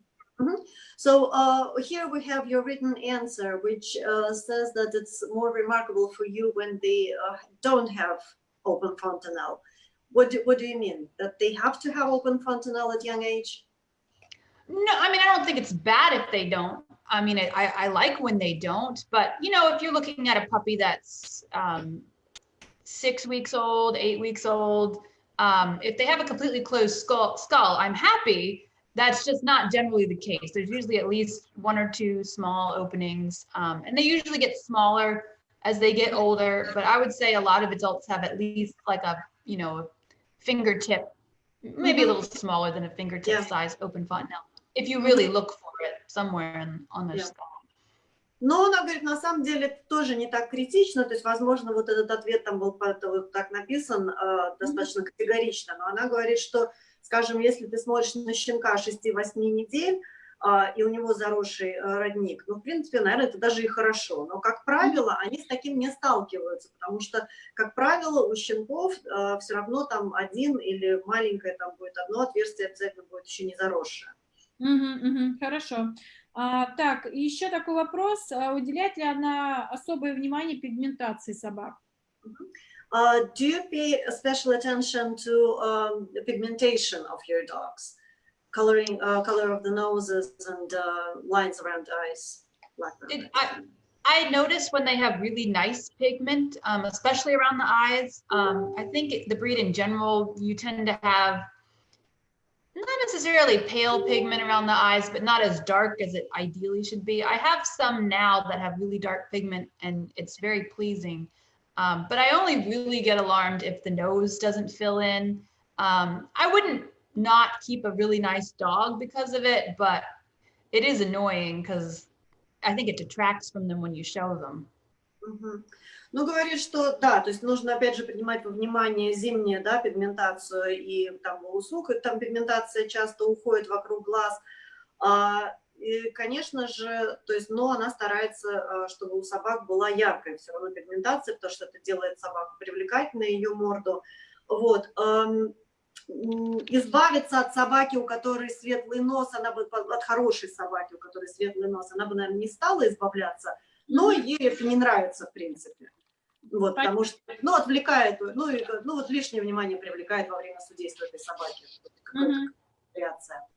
Хорошо, Светлана, а как Элизабет вообще относится к разведению собак других окрасов? Там белый, пати, черный окрас, ну, вообще все остальные цвета. What's your opinion about other colors? Party colors, white, and what have you? I love a nice palm in any color, but I do feel like it's harder to find that quality in colors, which is partly why I don't work with them. I just don't have the time or the space. I know a lot about color genetics because of the gerbils, so in theory, I know how to breed some of these colors, although white is tricky. And I have bred blacks and a few black and tans. But like I said earlier, they're usually just not as nice as the oranges. I think color breeders probably should try to introduce good oranges into their color program and then breed back to the color as much as possible to keep the type and the quality there. Ну, говорит, что на самом деле ей нравятся померанцы, хорошие померанцы любого окраса. Но проблема, что с вот этими остальными окрасами сложно, конечно, найти выдающихся собак. Вот. Она сама разводила, у нее были собаки черного окраса, черно-подпалые, но они по качеству даже не соответствовали ее рыжим собакам. Вот. И она рекомендует заводчикам цветных собак стараться использовать качественных рыжих в своем разведении как можно больше, чтобы привести в порядок тип, да, своих окрасов, а потом уже вернуться обратно к окрасу. Ну, хорошо, она сразу ответила на мой следующий вопрос, потому что я у нее хотела спросить, видит ли она необходимым прилитие собак сплошного окраса в те же самые пати-окрасы, да, которые действительно зачастую страдают по типу, да, по отношению к собакам сплошного окраса. Так, ну и следующий вопрос у нас. Что она считает секретом успешного разведения?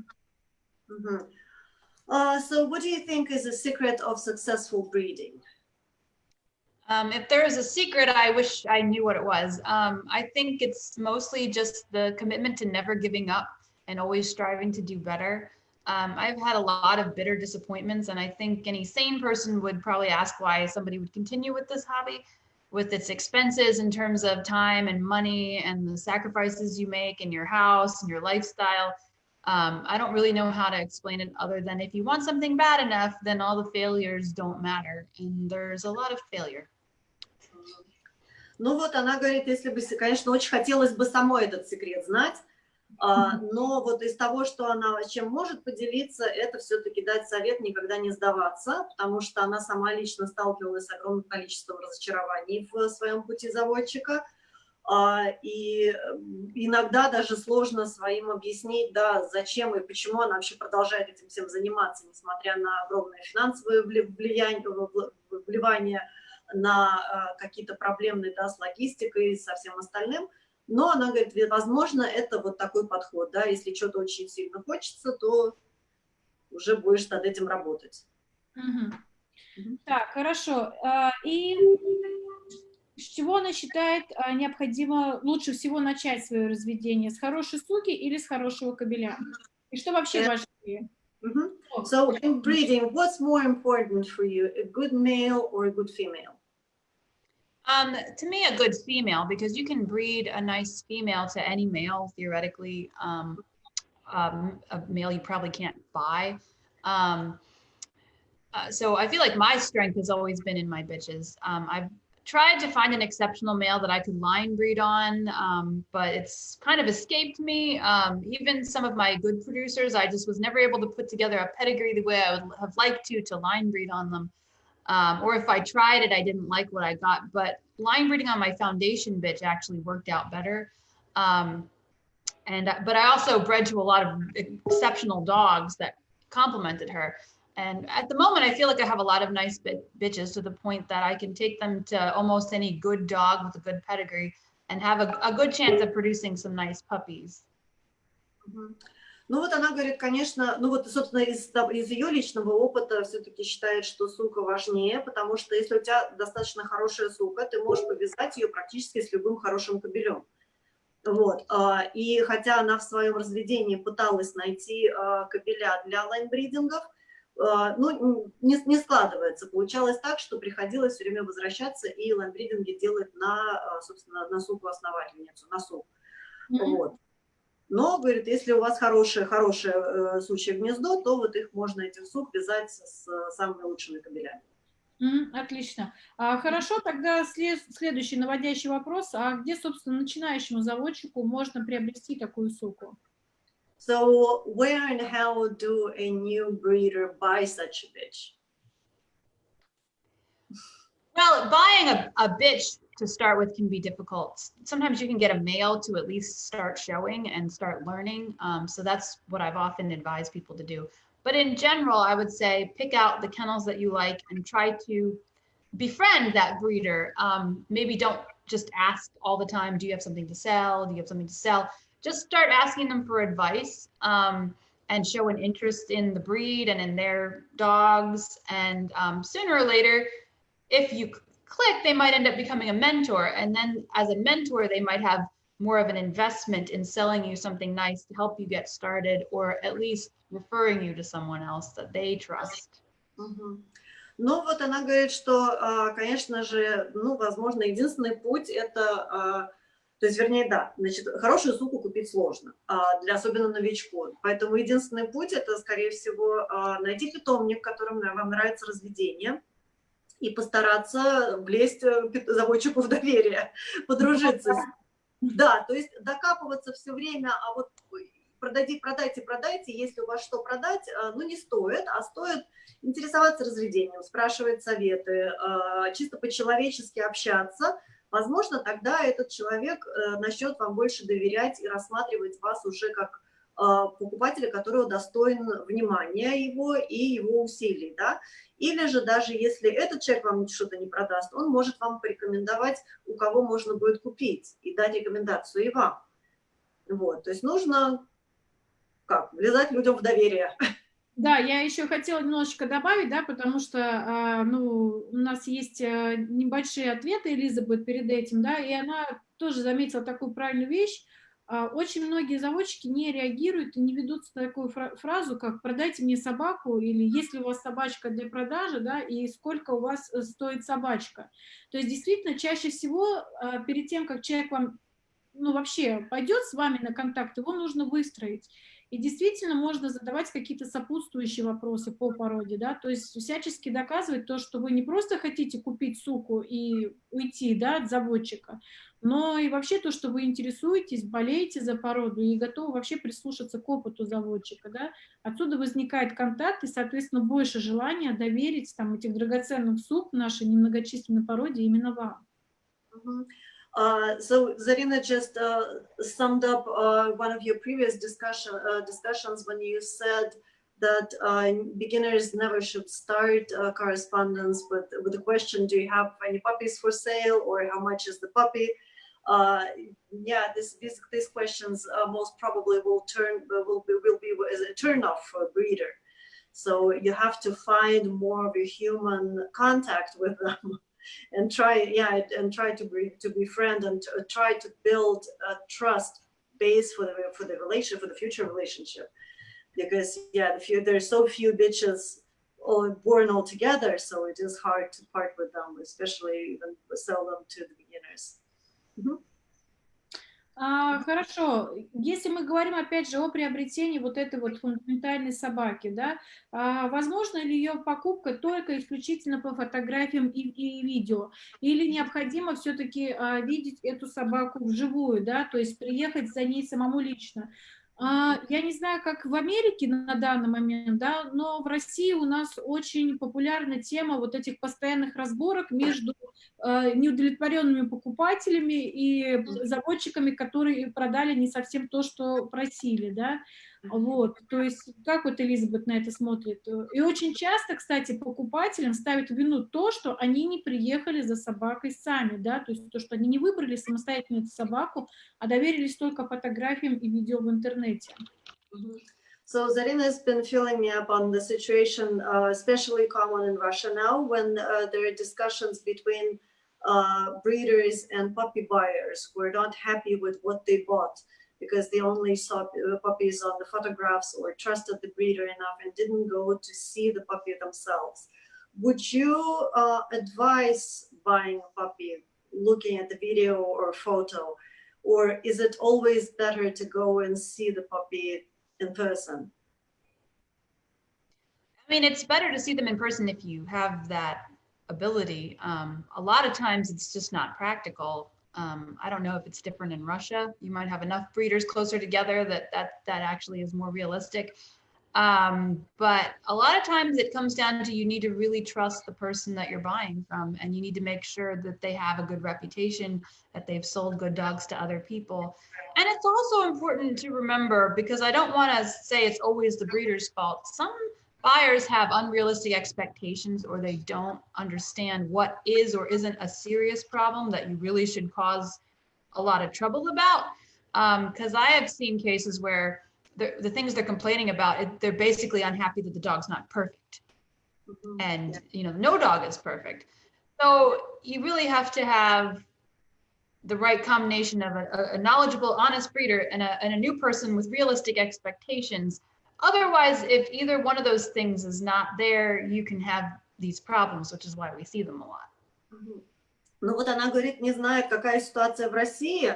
Возможно, у вас ну, заводчики хорошие, все в одном месте селятся вместе с покупателями. Вот. Но, говорит, как правило, то есть она, конечно же, порекомендовала бы покупать собаку после того, как ее осмотрит сам покупатель.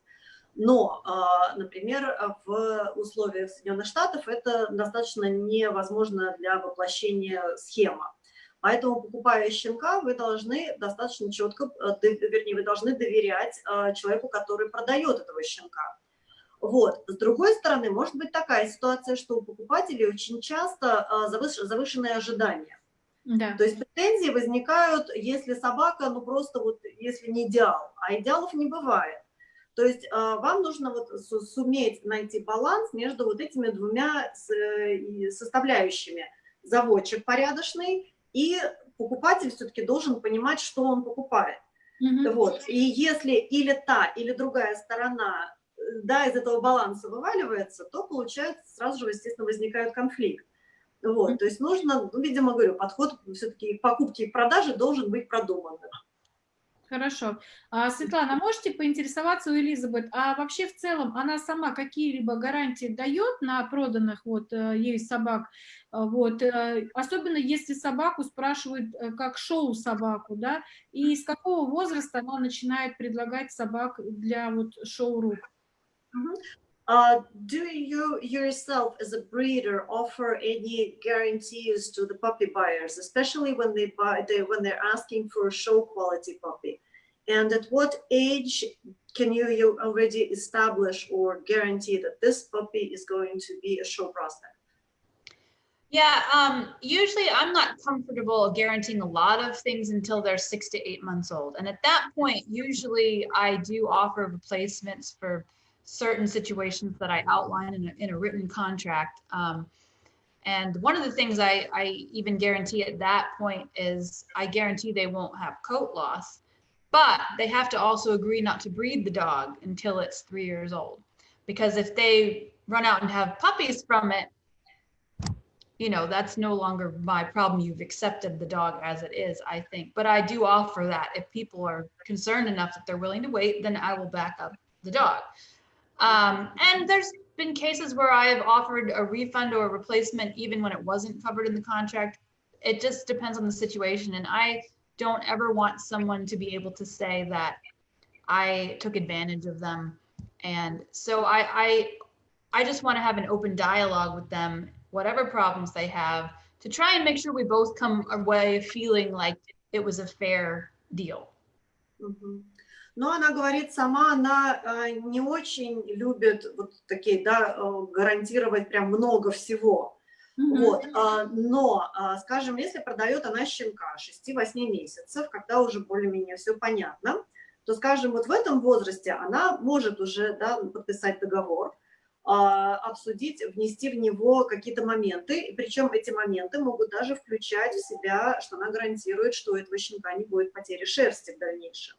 Но тогда вносится в этот договор еще один пункт, что покупатель готов не вязать этого щенка до 3 лет.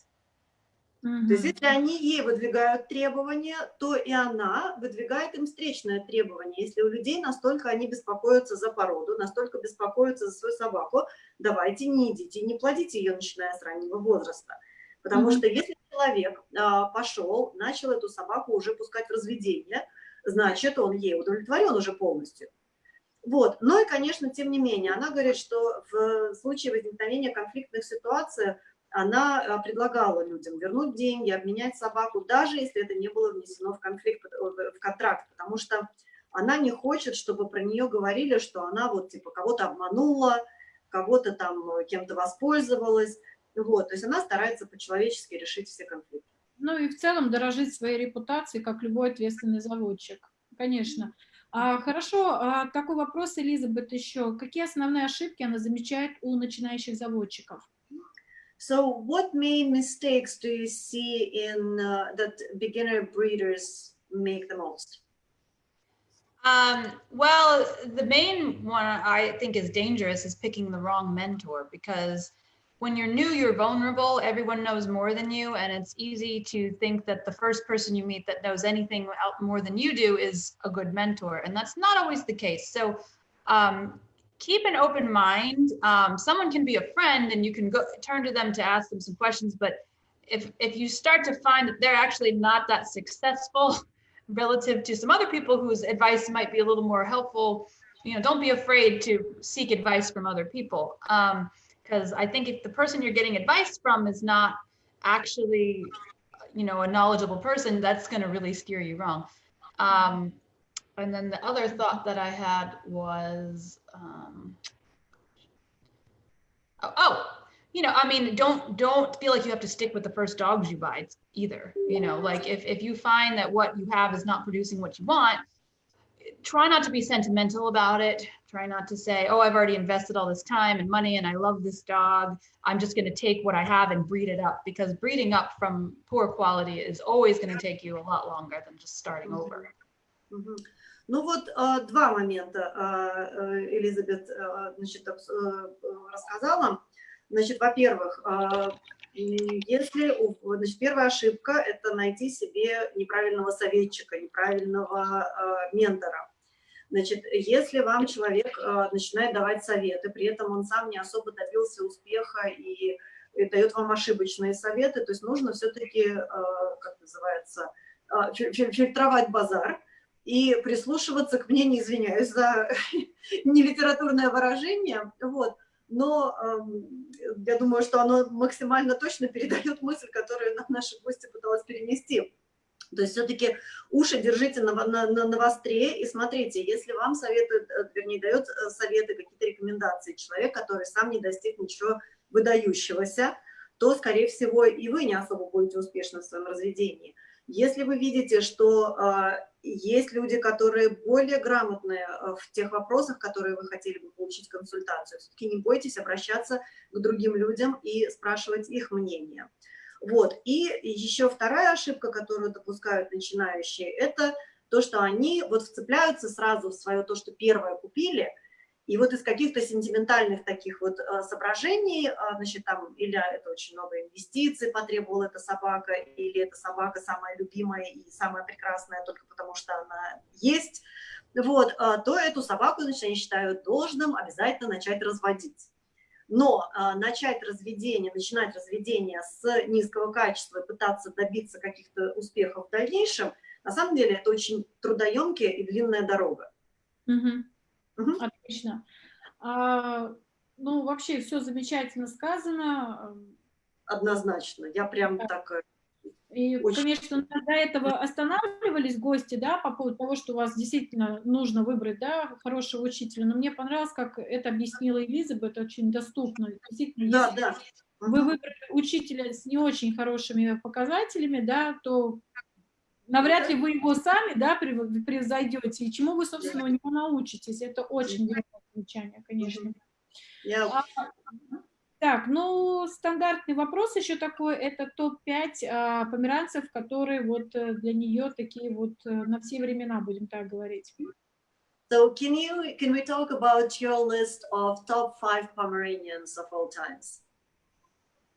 Okay, so for me, this isn't necessarily a list of the dogs I think are the most correct dogs ever, but it's based on their influence on the breed, my breeding program, or just because they made my heart go boom. So the 5 that I came up with, which it was hard to get the list down to 5, would be Toki the Legend Continues, CR Simply Irresistible, Crescendo Comunicado, who's one of my first dogs, and HC Palms Aaron, who won our national this year, and also Crescendo Call to Arms.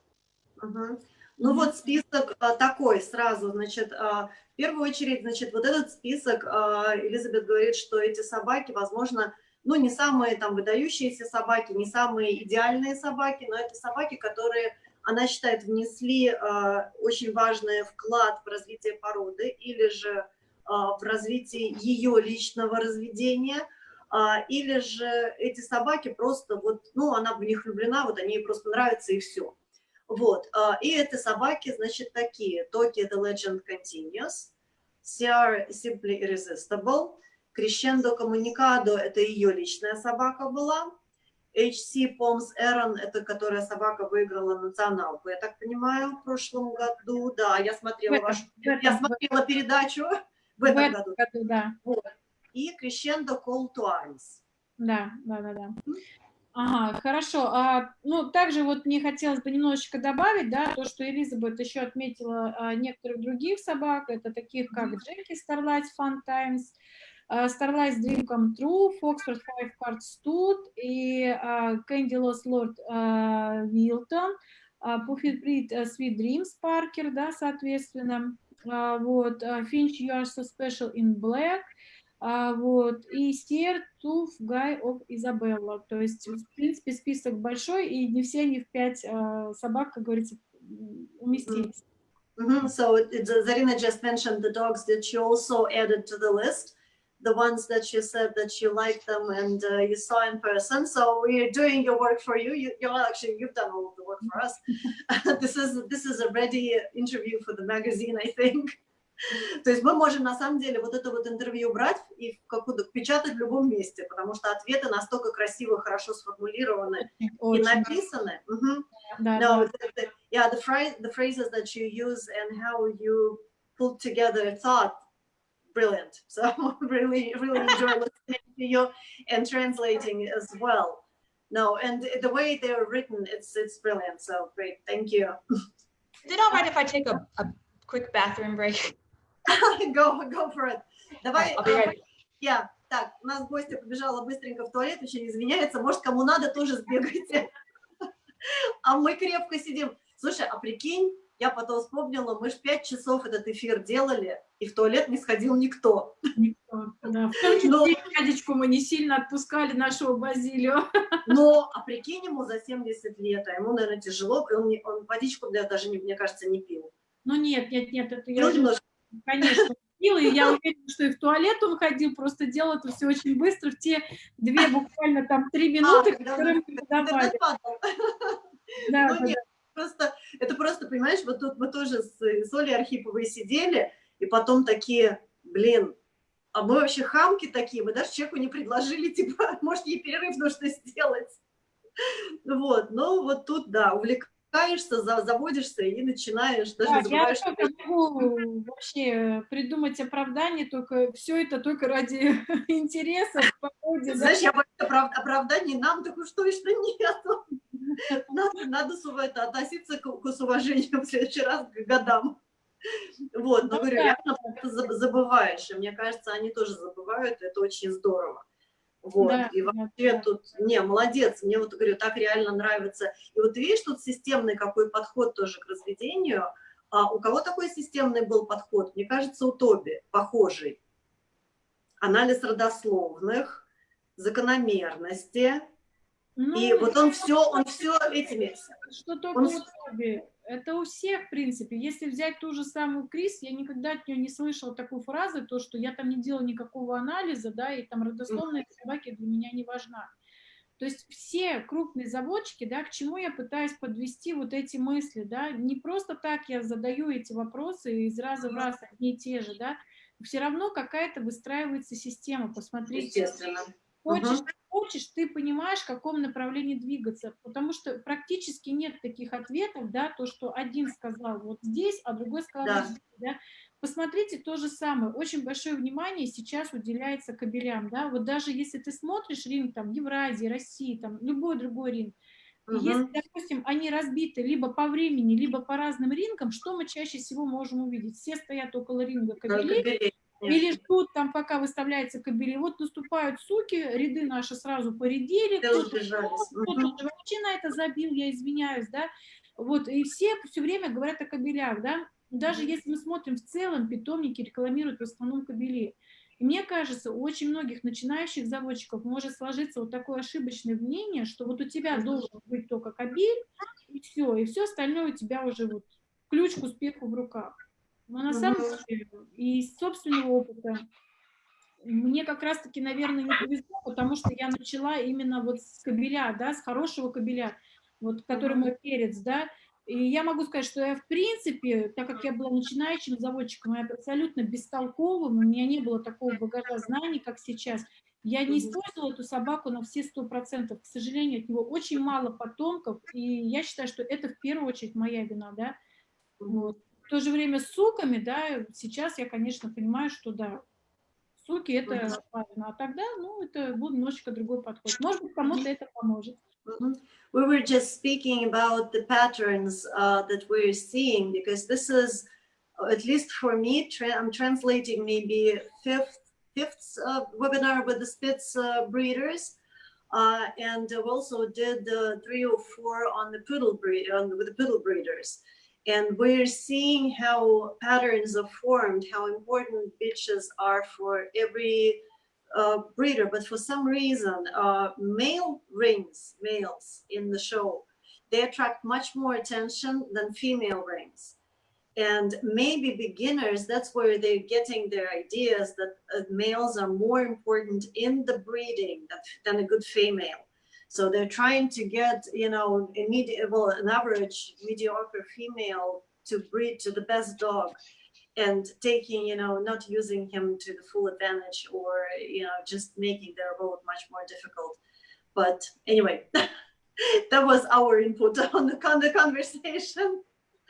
I think that's because you can breed to the males, but if someone else has a bitch you like, it doesn't do you really any good, unless you can talk them out of a puppy, which I sell so few female puppies to anybody. It's not that I wouldn't love to, I just don't have extras. Ну да, вот говорит, что с хорошим кобелем ты любую можешь повязать, а хороших сук-то, в принципе, ни у кого и нету. И она сама тоже не продает сильно сук на сторону. Да, конечно.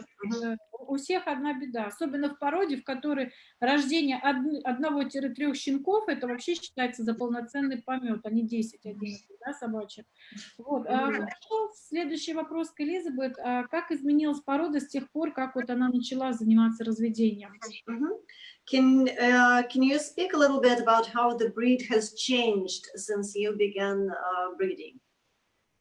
I feel like lately our legs have gotten a bit lower, probably because of the change in the standard calling for like a square dog.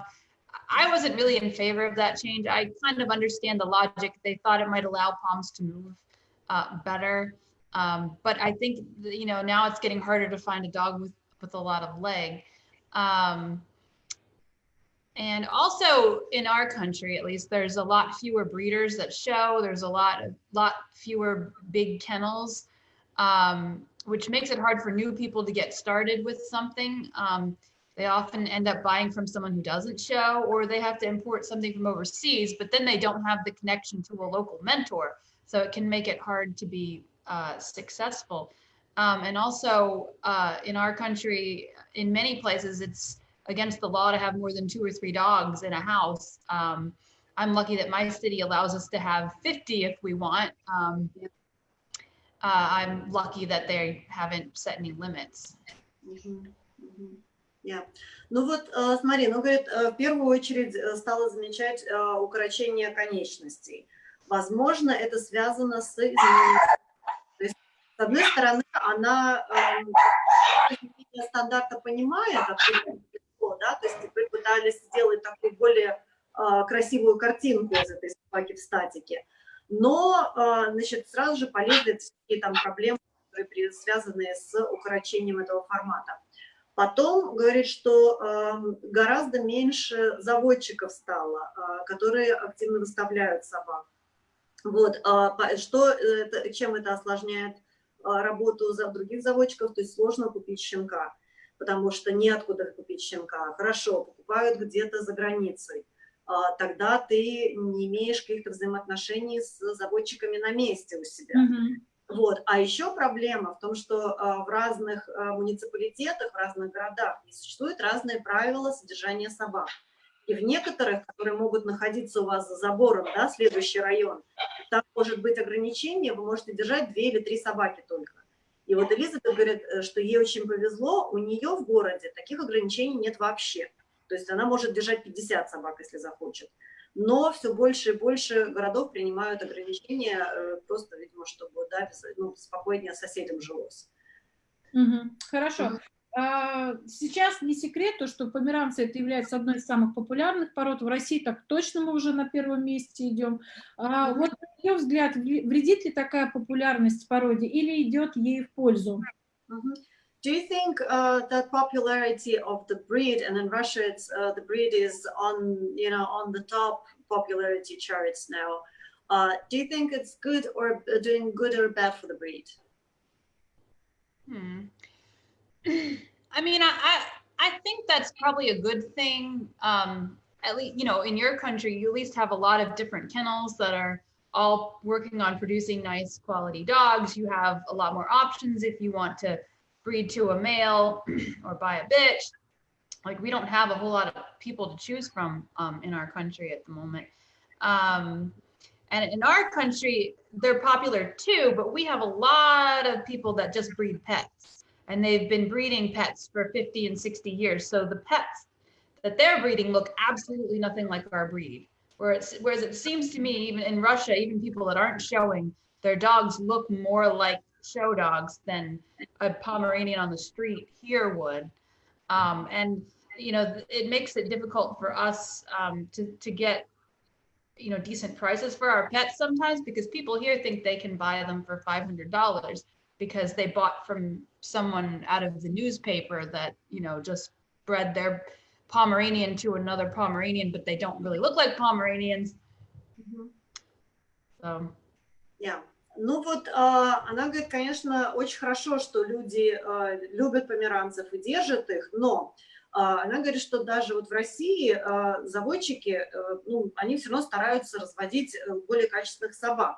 В то время как в Америке, например, есть такая субкультура заводчиков, которые занимаются разведением только пэтов.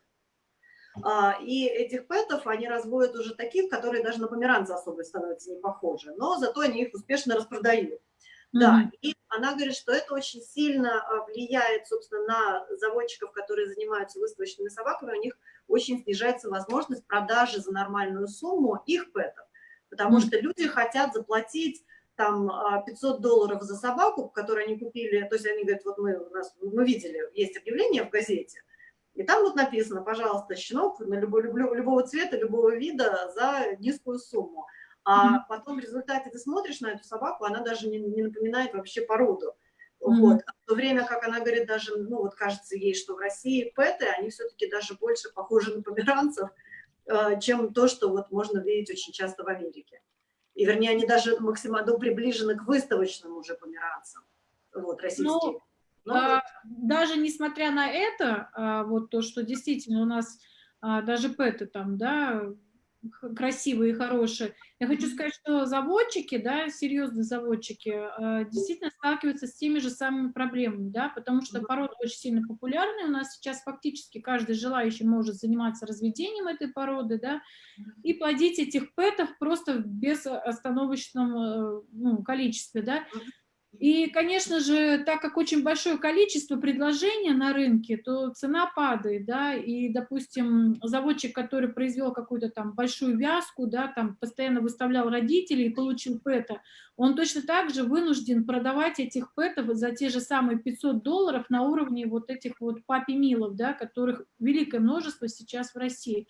Ситуация абсолютно схожая. Единственное, что я хотела уточнить еще у Элизабет, вот эти так называемые люди, которые продают там по газетам за $500, их собаки, они точно так же имеют документы, как и в России у пэтов, или это просто пэты без документов? So when you mentioned those backyard breeders or pet quality breeders, do they also get any pedigrees on their dogs, any registration certificates on their puppies, or they just breed with no papers? There's some of both. There are breeders that have AKC pedigrees that have no champions for 6 or 7 generations. None of these dogs have been shown in decades. And they can look very little like a pom. They might be 20 pounds or weird.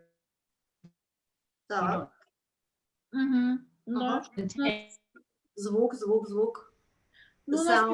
Звук, сколько она зависла почему-то. Are you still with us? They Oh, yeah. Okay. You know, you're, okay. Can you hear me now?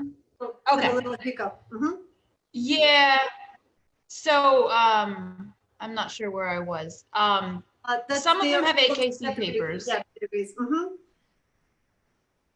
Ну, говорит, что да. And, but there's also alternative registries that, you know, someone just created and they just give you papers. Like they don't mean anything. Everyone gets a paper. You pay your money, they give you a paper. And then some people just don't bother at all. And I don't think the average pet owner understands the value of even an AKC pedigree. But you can have an AKC dog that really isn't worth anything more than these unpapered dogs because it's just not been bred with the standard in mind. But again, a lot of pet buyers don't even understand why they should care. Or maybe the only Pomeranians they ever saw were 20 pounds. And to them, that's what they, you know, they throwback Pomeranians, they call them. It's like they don't understand. To them, that is a Pomeranian, and they're, you know, they want to pay $500 for one of those. It's almost a completely different breed. Right to do it. I mean, in Europe it is. Но она говорит, что да, значит, во-первых, у таких заводчиков есть возможность разводить собак, регистрируя их в AKC, не выставляя их. То есть есть такие питомники, которых там 5-6 поколений, чемпионов ни одного нету, но тем не менее AKC-регистрацию они получают. Другие креативно подходят к вопросу и сами рисуют документы. Вот хочешь бумагу, тебе нарисовали и выдали красивый листочек.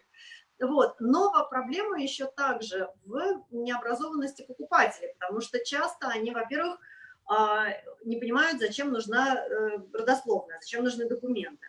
Потом многие считают, что если вот разводит кто-то померанцев, которые весят там 25 килограмм или там 10 килограмм, то это вот такой померанец, да, и они хотят заплатить $500 за такого померанца, вот, потому что у соседа был такой же, и документы тут абсолютно не помогут в этом вопросе.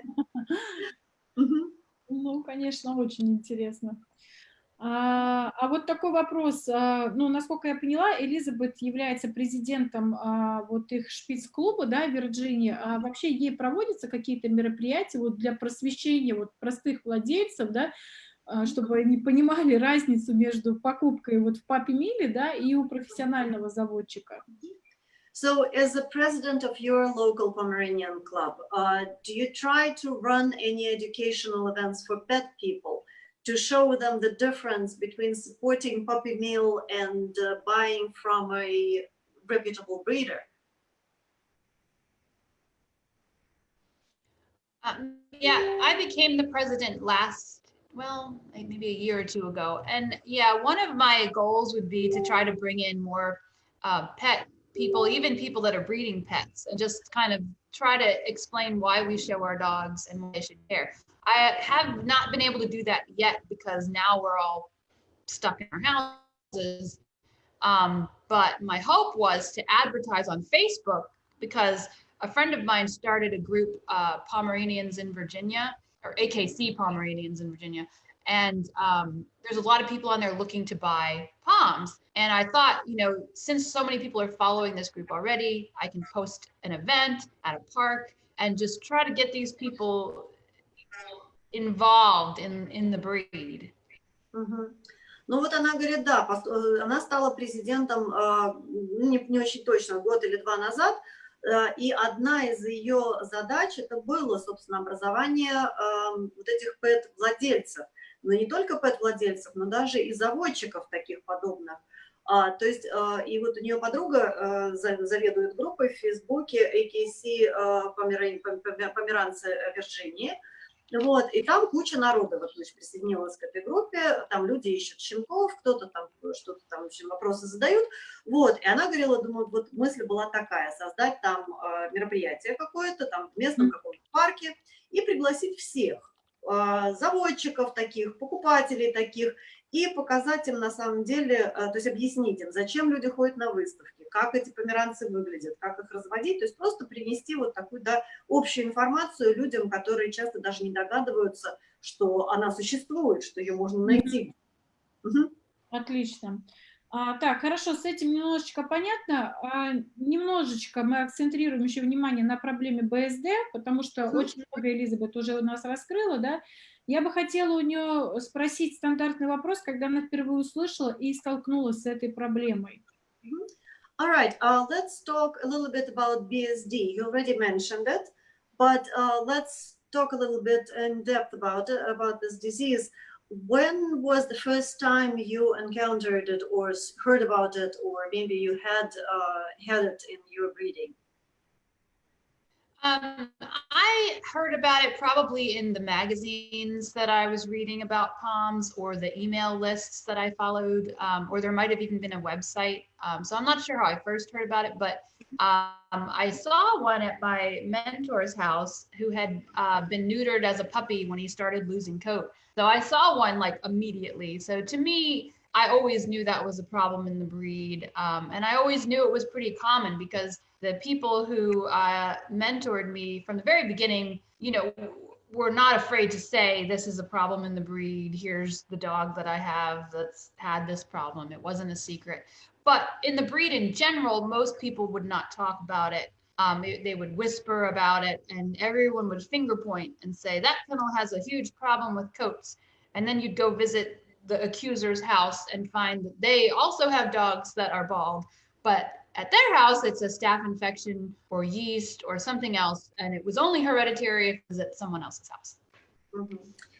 Ну вот говорит, что не очень точно помнит, значит, каким образом она услышала, или это была статья какая-то, прочитала впервые в журнале или в интернете, но, значит, что важно отметить, то что, значит, в доме из одного из ее менторов, ее преподавателей в породе, она увидела подобную такую собаку, уже эта собака была кастрирована в молодом возрасте, как только начала терять шерсть. Вот, что Элизабет говорит, что она всегда знала, что это серьезная проблема. И в домах ее менторов, ее преподавателей в породе об этой проблеме говорили открыто. Но если мы посмотрим на общее вот разведение, то в нем происходит, естественно, страсти. Люди любят тыкать пальцами, люди любят говорить, шептаться, обвинять, говорит, а вот у него, вот вы знаете, у них. А потом приходишь в дом к этим людям, да, которые, собственно, и распространяют эти слухи, а у них у самих куча лысых собак. Только почему-то, говорит, у этих собак лысые, то есть у этих людей эти собаки лысые, потому что у них там бактерии какие-то или стафилококк. Значит, генетическая проблема – это только там, вот у кого-то другого. Соседа. У всех, кроме меня. Да, да. Мне вот тоже очень понравилось, как Элизабет на это ответила. То, что в чужом глазу мы видим соринку, но у себя мы бревна увидеть не хотим. Хорошо. С течением того времени, сколько она занимается породой, она видит какую тенденцию к увеличению вот такого количества собак с этой проблемой или к уменьшению? Do you think that over the time that you've been breeding, the number of dogs affected by BSD is going up or down? At least in our country, I feel like it's going down because, you know, 20 years ago, by the end of the year, most of the top 10 ranked POMs couldn't show anymore because they had already lost their hair. And you'd see them in the ring with hardly any pants, hardly any tail. Sometimes you'd see the black skin showing, and they would still be winning because judges didn't know what it was, and people would deny that there was anything wrong, or they'd say it was stress from being shown. But I think once everyone got on the internet and it started talking about it, and they realized this isn't just a problem that I'm having, but you're all also having it. Maybe we need to kind of wake up and address this issue instead of hiding it or dismissing it. I think a lot of people thought it wasn't genetic, or they wanted to think it wasn't genetic, and so they still bred the dog. So I think now that there's less inclination for people to keep breeding those dogs, because people will start asking, where are they? Why don't you have any new pictures of them? Now that it's so easy to take pictures and video, it's very hard to have a bald dog at your house that you're letting people breed to sight unseen.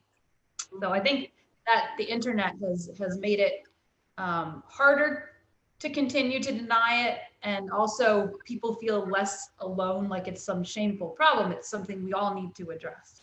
Мгм.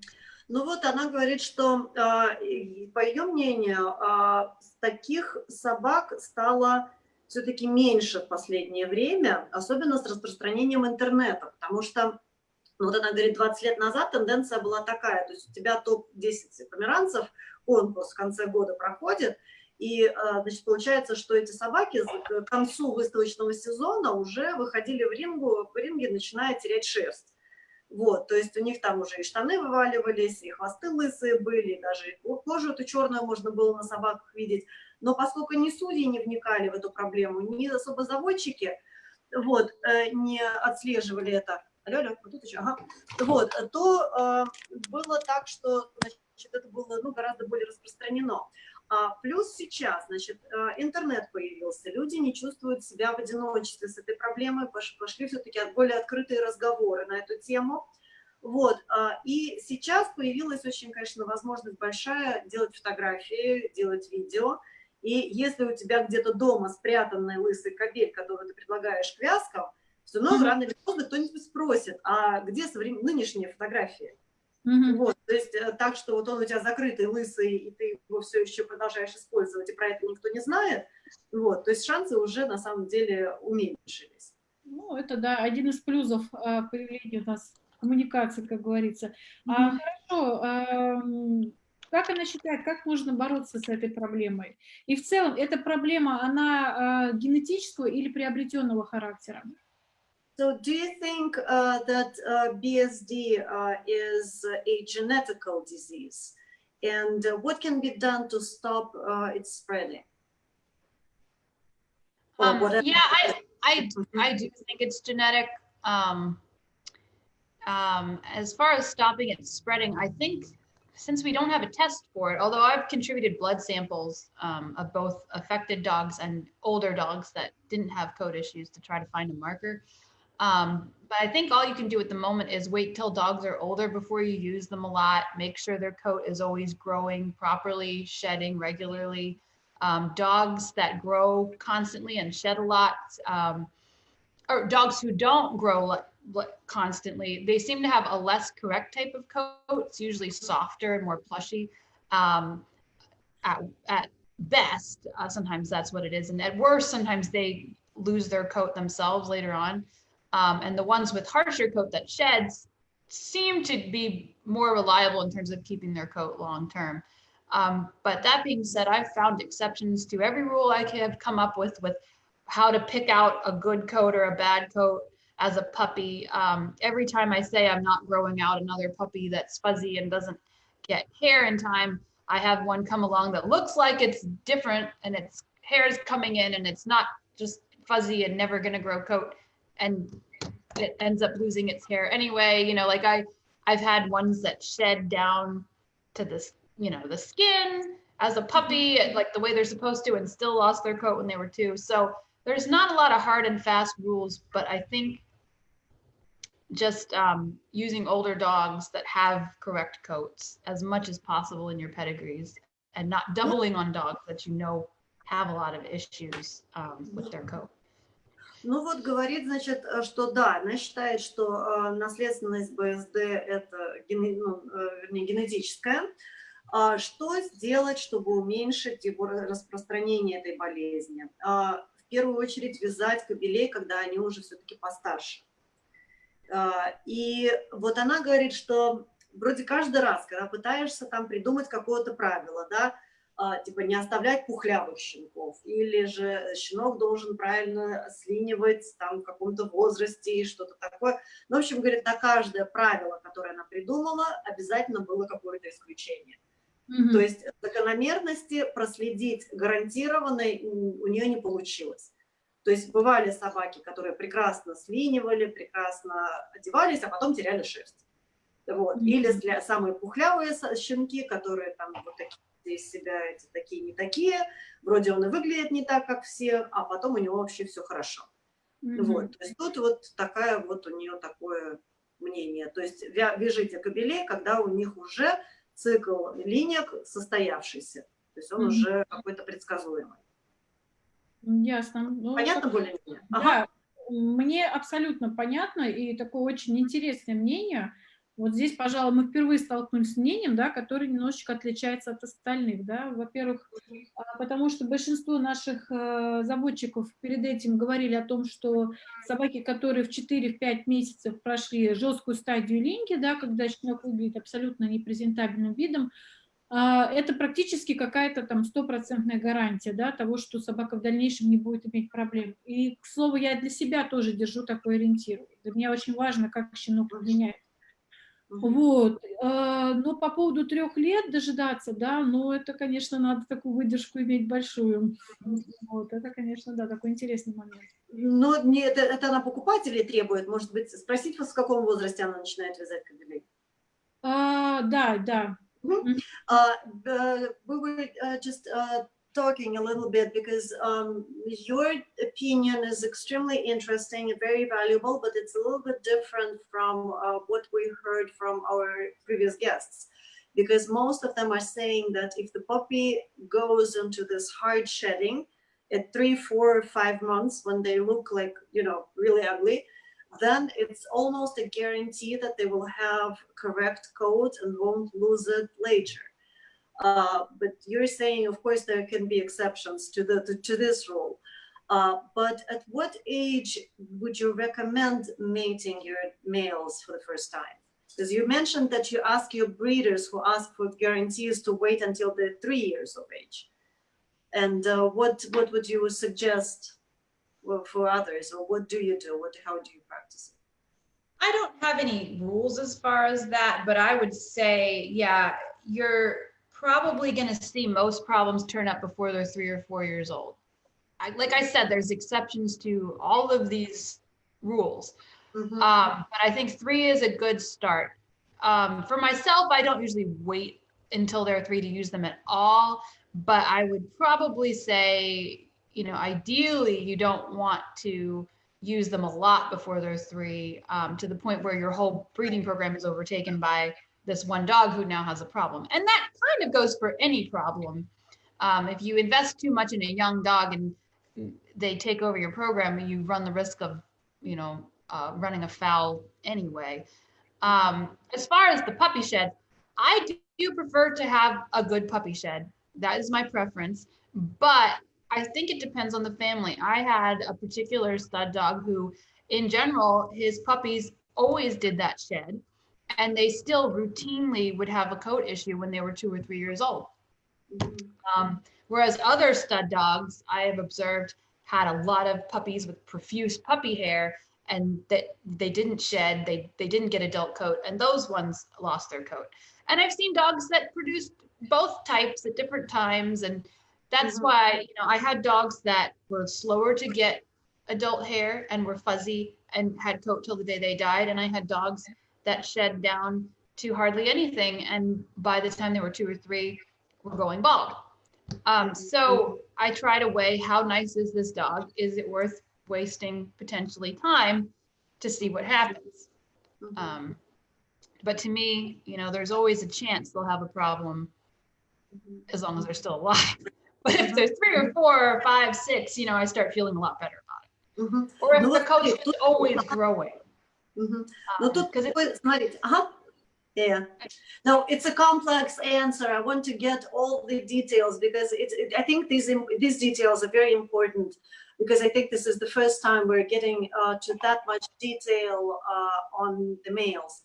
Вот, я просто сейчас вот эту часть переведу, если там что-то надо будет добавить, то, что мне кажется, такой очень многоплановый ответ получается. То есть, во-первых, она говорит, что, то есть, вот, как правило, с шерстью косяки вылезают в 3-4 года, так и так.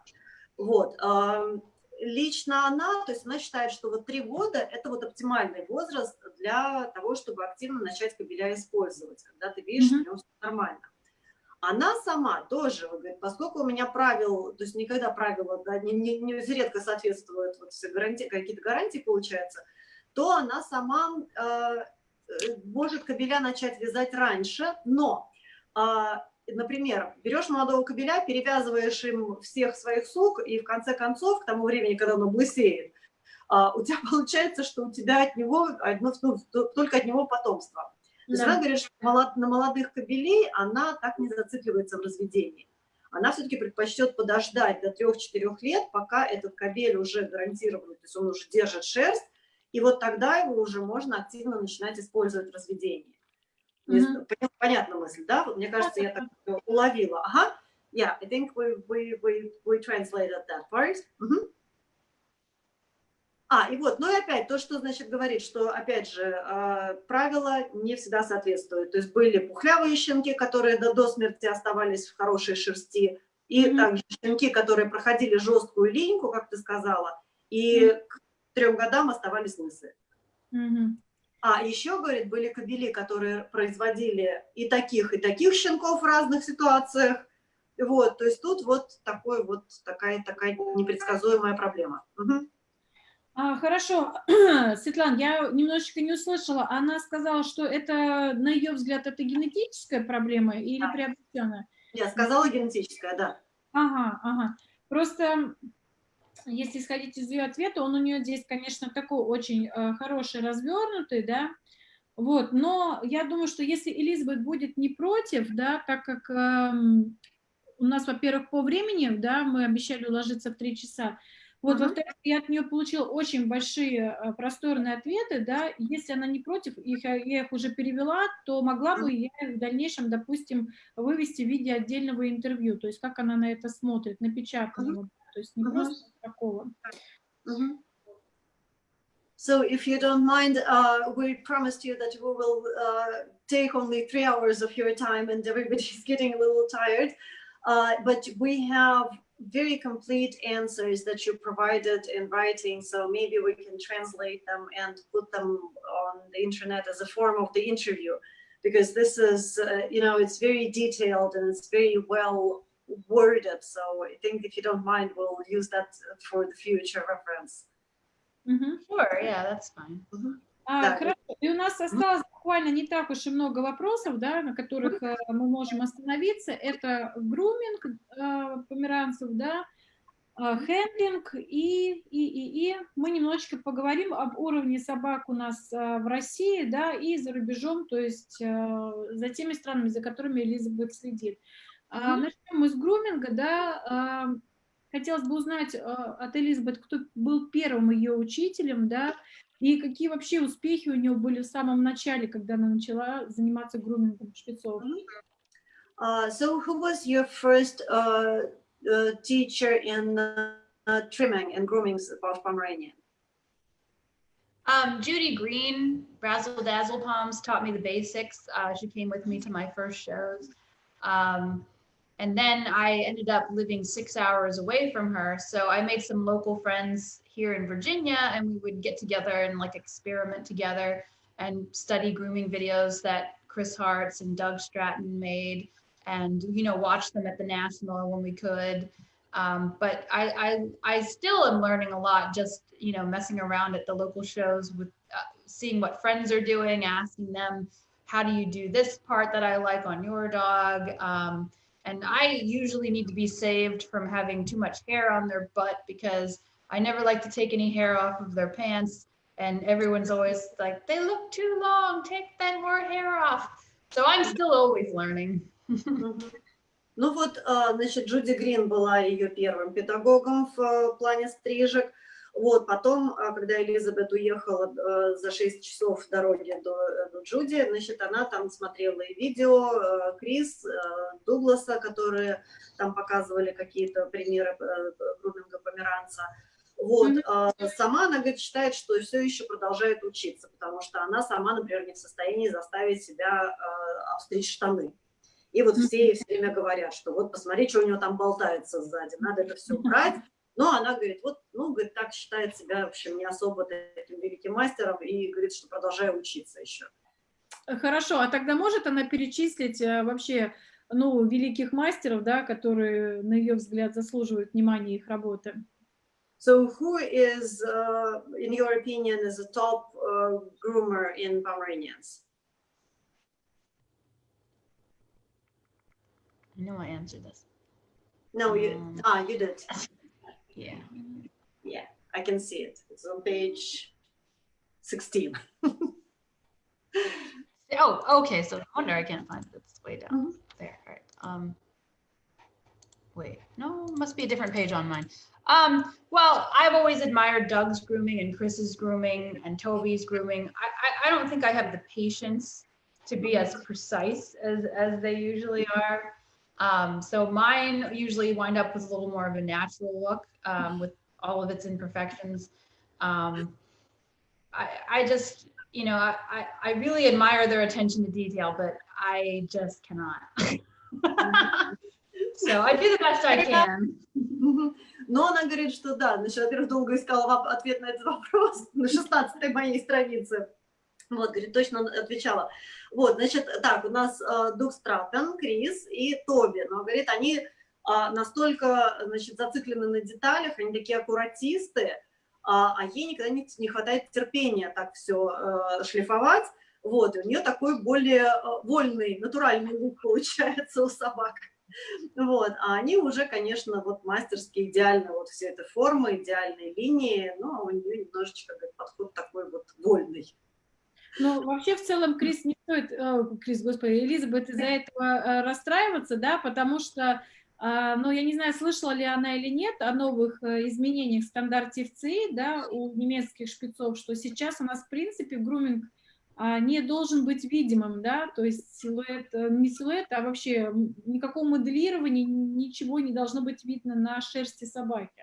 Вот, и поэтому пусть она не расстраивается, она в тренде будет абсолютно. Вот, а вообще еще такой вопрос к ней. В целом, вот если бы, допустим, у них приняли такое вот правило, такие решения, да, она сама готова выводить собак в ринг без груминга? So Zarina said that you actually are in trend now with your natural look of trimming, because maybe you heard that, for example, in FCA countries, German Spitz should not be trimmed at all.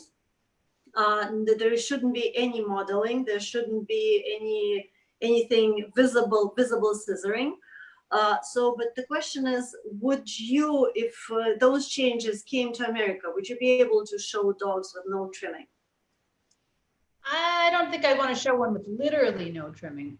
I don't think they should look over stylized and precise. I don't think that's really true to the breed's origins. You know, I definitely want to do the feet and the ears. I feel like the tail set usually needs to be tidied up, and the underline and the bib. Otherwise, if they just look like a giant mop, it doesn't really put off that silhouette that I'm looking for. So that would, I wouldn't want to do no grooming. Ну, по поводу, да, натурального лука посмеялась, но, говорит, в принципе, полностью без стрижки, когда собака выглядит как мочалка, она бы не очень хотела выставлять ее, да, вот какой-то минимальный, да, вот хвост, линию низа, немножко лапки, немножко воротник, да, оформить, то есть собрать вот эти вот, да, обстричь торчащие хвосты, то есть сделать более такую вот привлекательную картинку. То есть тут бы она, конечно, ну, полностью без груминга считает, что, вернее, без стрижки, полностью померанцево, ну, сложно, некрасиво. Хорошо. Светлана, а можно у Элизабет, это не секрет, будет поинтересоваться, какую косметику она использует при шоу-подготовке собак и вот для тех собак, которые не выставляются? We're hoping it's not going to be, we're not asking you to open any secrets. What products do you use for grooming your dogs, your show dogs and the regular, just, you know, the breeding stock? I don't really have any secrets. I'm not a secret. I'm not a good enough groomer to have secrets, I think. I don't really use a whole lot of products. Sometimes I'll put a little Gold Bond in the legs to get the leg hair to stand up, or a little hairspray. I'll brush them out with water usually.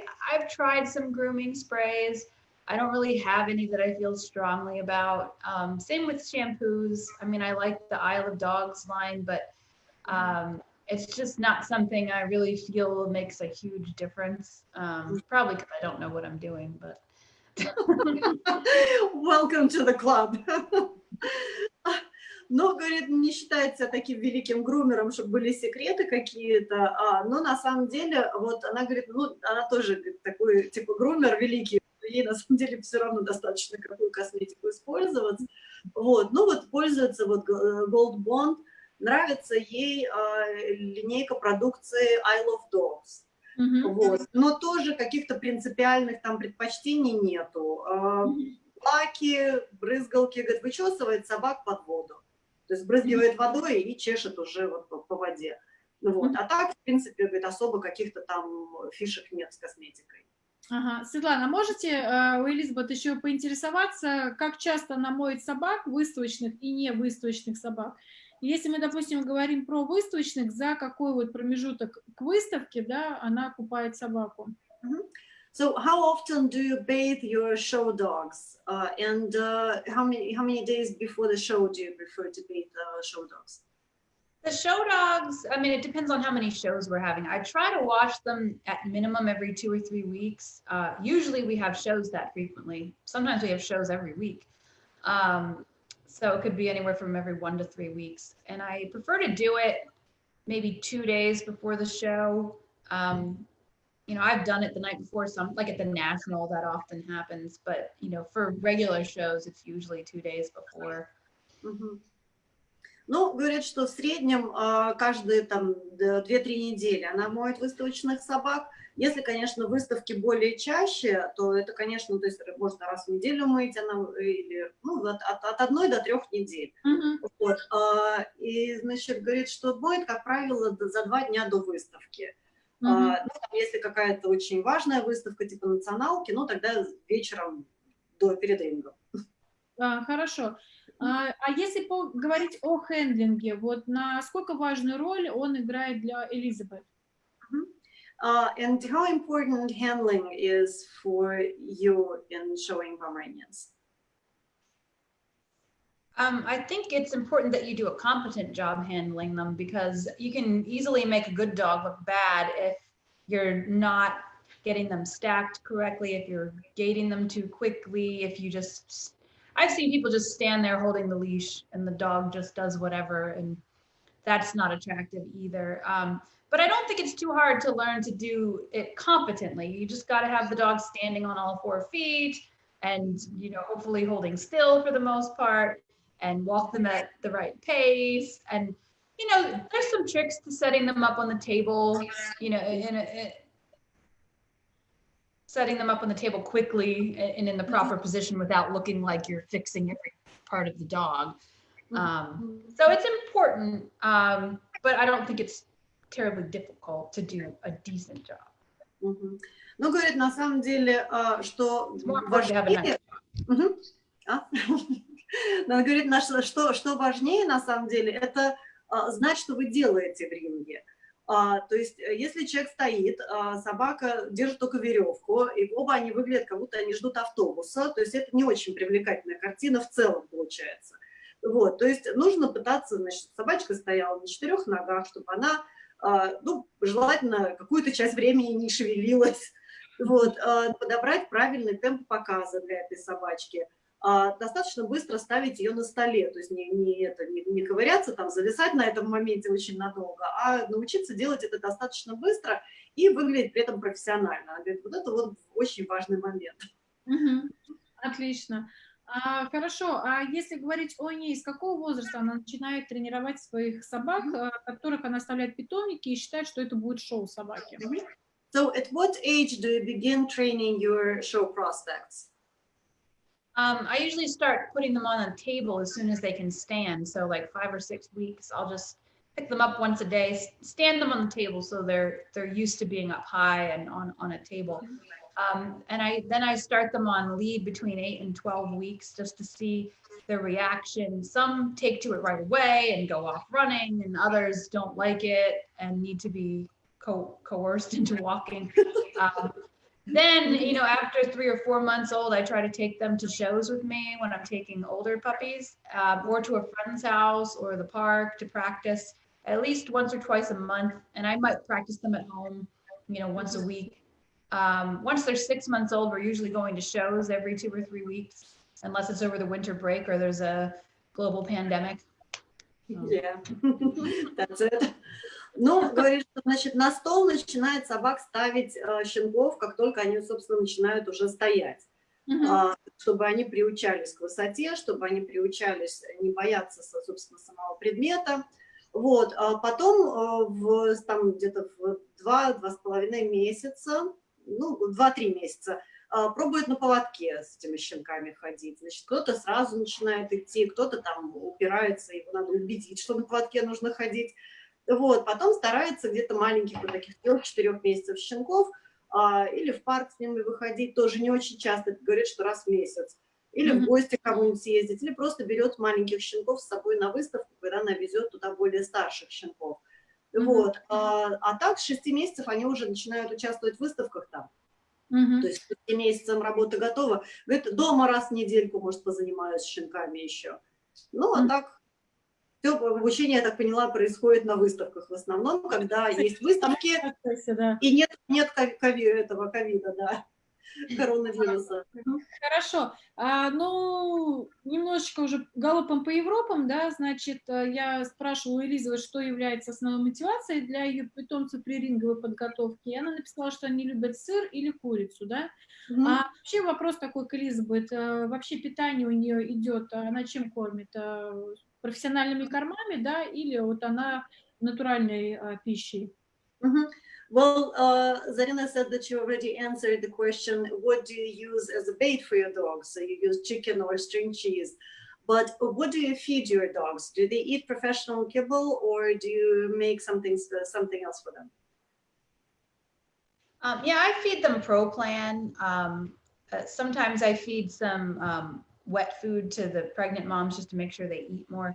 I would prefer to feed a raw diet. It just isn't practical with the amount of freezer space that I have and the amount of time that I have to wash dishes and the number of dogs that I have. That would be my preference because I really liked that when I did it, but it just wasn't practical. Yeah, no, it gives amazing shape, amazing coats, but, you know, yeah, the freezer is full, so... Но говорит, что кормит она собак пропланом. Хотела бы кормить их мясом, но, к сожалению, с количеством работы, с количеством места в морозилке и с количеством собак, которые у нее есть, она миски мыть не хочет. Вот. То есть вот заморачиваться с мясом хотя и хотелось бы. Потому что кондиция на самом деле великолепная, да? Хорошо, ну и последний буквально 2-3 вопроса, да, хотелось бы у нее спросить, может ли она перечислить страны с наиболее сильным поголовьем померанцев на данный момент, помимо России? So we're finishing up nearly, and one of the last questions is, can I mention some of the countries that have the strongest Pomeranians in the world besides Russia? You know, I've always looked to Canada since I began. You know, Chris and Doug and Pam and Larry Foxworth and, you know, a number of other people that are more recent breeders that have worked with their lines. They still have some very lovely dogs. I still breed to their dogs and have ties to them. I've seen nice dogs, you know, coming from all over the globe. Now at our national, we see dogs from China and Korea that have some lovely things about them. There's a lot of people breeding in Russia. There's a lot of interest in the breed there, which is nice to see. And, you know, we get to see some of your dogs when people bring them to the national. I mean, I feel like there's some good dogs all over the world. I just wish there were more good dogs maybe in my kennel right now. Ну, говорит, что, конечно же, в первую очередь Канада, потому что в Канаду это то, куда она обратилась, когда только начала разводить. То есть это у нас Крис и Даглас. Вот, говорит, что Азия в последнее время, вот то, что очень видно, то, что Китай, Корея, оттуда и можно вот в националки приезжают собаки, и, естественно, Россия, в которой очень высокое качество собак. Вот, и на самом деле хорошие собаки есть во всем мире. Говорит, хотелось бы, чтобы их побольше было у меня в питомнике. Это правильно, да. Да. Хорошо, по поводу России, да, может ли она какой-то вот вообще вывод такой небольшой делать о том, как вот они изменились там буквально там за последние 10-12 лет, да, когда вот произошел бум породы? You mentioned that Russia also has some of the strongest dogs in the world. Could you comment how the quality of dogs in Russia has changed over the past years when the breed became so popular? Yeah, when I started, I don't remember hearing a whole lot about Russia. At the time, there were people in Thailand breeding that had imported a lot of dogs from Canada and the US. But you didn't hear that much about Russia. And I mean, I think the first few Russian websites that, the dogs were a little more Spitzy looking, a little more like Klein Spitz, but just smaller maybe.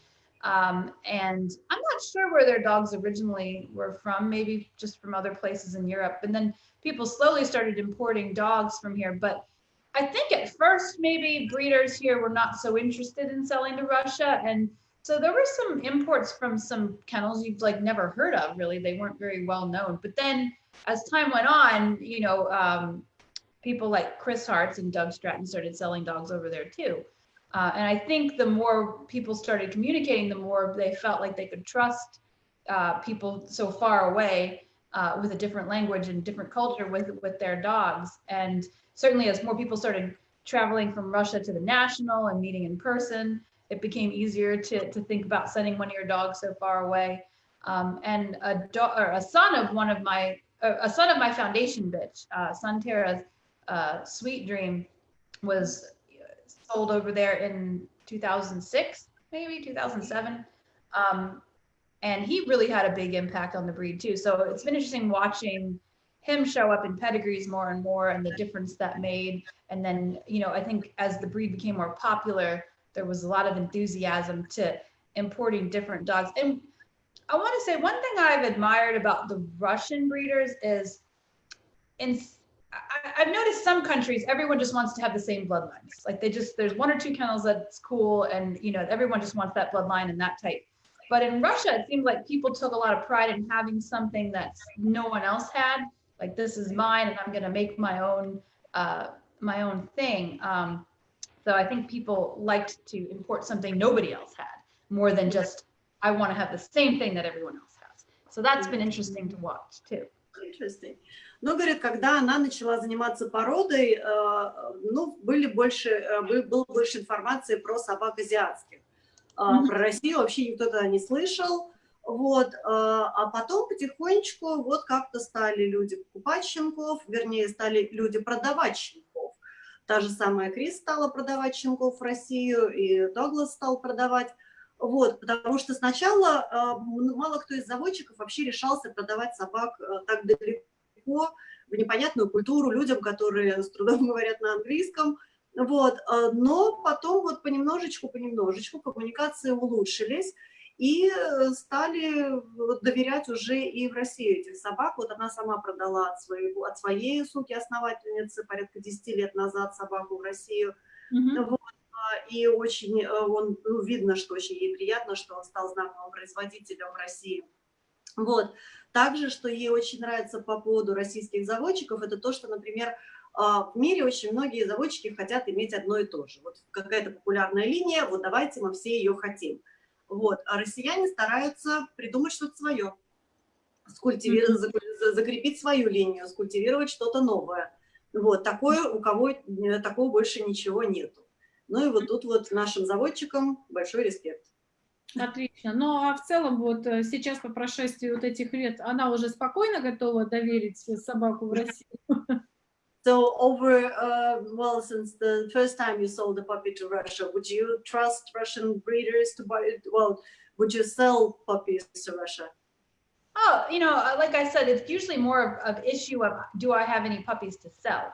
Than being reluctant to. I sold dogs to Russia. I bought dogs from Russia more than once. So I have no problem with that. It's just a question of having the right dog. Sometimes what I have for sale is not something that people are interested in. Maybe because someone else already owns a brother of that dog. I've had that said before. Or maybe they have an open fontanelle and that's not cool, or they're missing an incisor, or they're too tall. It can be hard to have an ideal dog, and hard to have an ideal dog that I don't want to keep for myself. So, and I just don't have a lot of extra puppies. Ну вот она говорит, тут не вопрос, готова ли она доверить, говорит, вопрос, есть ли у меня что продать. Вот, потому что часто бывает то, что она готова продать, не все хотят купить. Вот, потому что у кого-то, например, живет брат этой собаки, или у собаки, скажем, открытый родничок, или собака слишком крупная, или у собаки не хватает резца. То есть тут тоже, потому что получить собаку хорошую, такого высокого качества, и не захотеть его оставить себе, ну тут ты же сама понимаешь, что это невозможно. Ну, это да, это согласна. А в целом в России есть заводчики, за чьим разведением она следит? Are there any breeders in Russia that you watch specifically in their breeding? You know, I like to keep an eye on the ones that I've dealt with personally or met, you know, to see what everyone's up to. I think, you know, I mentioned Anna Pobacina had bought the son of my foundation bitch, so I'm always kind of curious to see what's happened with that. And then, and I also bought a bitch from her that I finished here and has been one of my top producers. And then Lyudmila Komyakova has bought 2 dogs from me. So I always like to see what she's posting, see if my dogs are in the pedigree. She comes to the nationals. She actually won an award of merit this year on a dog sired by the dog that I sold her. And I was right in front of her winning select bitch. So that was really fun. And then Harley's breeder, Elena Dvoretskaya, you know, I love watching what she posts because they're often related to Harley. And her dogs mostly are from Doug Stratton, which is, you know, what I started with too, of course. And then I bred to one of Svetlana Mironenko's dogs recently, who was visiting Chris. And he also got an award of merit at the national. I've had nothing but good experiences myself with these people. So, you know, of course, I'm always kind of wondering what they're up to, but I watch everything. And sometimes I just see a nice puppy go by on Facebook. And sometimes it's from Russia, and I like to look up the pedigree, see if it's related to mine, see what pedigree is, if it's not, you know. I'm always kind of paying attention. Ну, говорит, ну, в основном, конечно же, с теми людьми, с которыми сложились уже рабочие взаимоотношения, вот за ними она смотрит. Значит, Анна Побочина, которая купила у нее щенка 10 лет назад, и потом продала ей одну из самых лучших ее производительниц тоже. Потом, значит, что Люда Хомякова купила у нее 2 мальчиков, которые очень интересно ей было посмотреть, что дадут в питомнике. И вот один из кобелей, сыновей щенков, вернее, сыновей кобелей Элизабет. Все, я уже заговорилась. Значит, на националке получила награду, значит, Мерита. Вот, и она сама стояла рядом, там тоже со своей супругой эту награду получала. Потом кто? Елена Дворецкая, которая продала Харли. Вот ей интересно, как Харли родственники там выглядят, что они получают, как они там что делают. Вот. И Света Мироненко с кобелем она тоже повязалась. Ну, говорит, с этими людьми ничего, кроме позитивного опыта, не было. Ну и, конечно же, иногда просто в Фейсбуке там мотает эту страницу, просматривает, смотрит, какой-то щенок интересный. Ну вот и тогда вот ей интересно родословную посмотреть, а вдруг это родственник какой-нибудь ее собакам. Ну вот так. Отлично. Так, ну и вопрос, планирует ли когда-то в дальнейшем Элизабет посетить Россию, допустим, какую-то крупную нашу выставку, как часто это делает Крис или Тоби? So would you like to come to Russia for one of the larger shows like Chris or Toby? I would love to. The main problem for me is usually that either I'm short on vacation time from my work, which actually is less of a problem now because I'm not going anywhere like all this year. But you know, also just finding someone to watch my dogs for like a week, because if I'm gonna go that far, you know, I need to be gone for at least like 7 days, and I have to pay my pet sitter to watch the dogs, and I always worry anytime I leave home, you know, for any period of time, but especially for like a week, it's kind of stressful. So I would like to do it, but getting together the time and the finances and, you know, just feeling comfortable leaving my dogs for that length of time. I always go to the American Nationals, so that's already like 1 week that I'm gone. And then sometimes I'll visit my family who lives on the other side of the country. So making more than 2 big trips a year is kind of challenging for me, but I would love to, in theory. Ну, говорит, да, в теории, конечно, очень хотела бы, но так получается, что, во-первых, столько нет отпускных дней. Ну, конечно, говорит, сейчас вообще никто никуда не едет. Вот.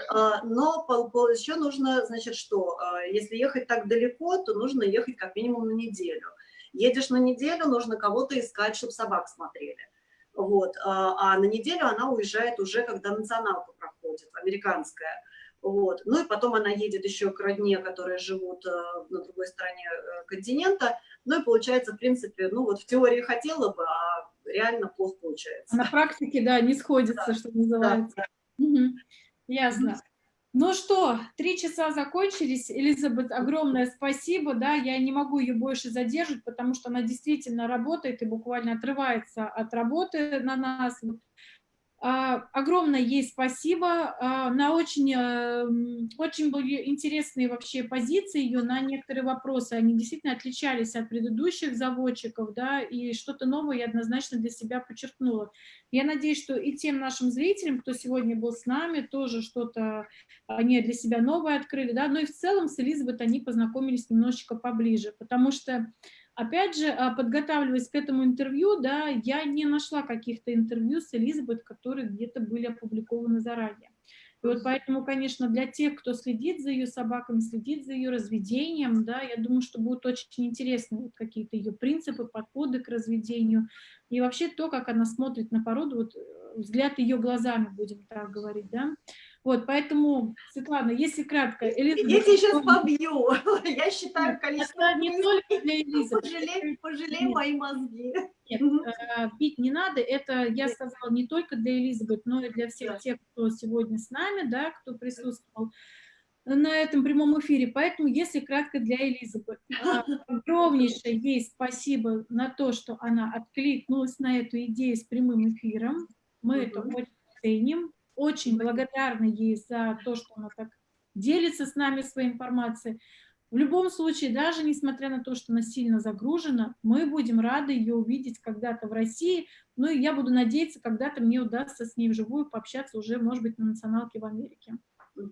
All right. So I asked to give my short installment, so I don't forget, because my brain is going into overload now. But huge thanks to you for taking the time, for giving us this time, for speaking with us and being very open and giving your opinions very freely. And it was extremely valuable time for us and our viewers as well. So hopefully maybe you'll find the time to come to Russia, or maybe Zarina will see you next year at the National Specialty in America. And but it was absolutely brilliant. Zarina tried to find any written any interviews with you online, which she couldn't find. So she's very happy for this opportunity to get to know you a little bit better. So it was absolutely, we had a wonderful time. Thank you. I had a lot of fun too.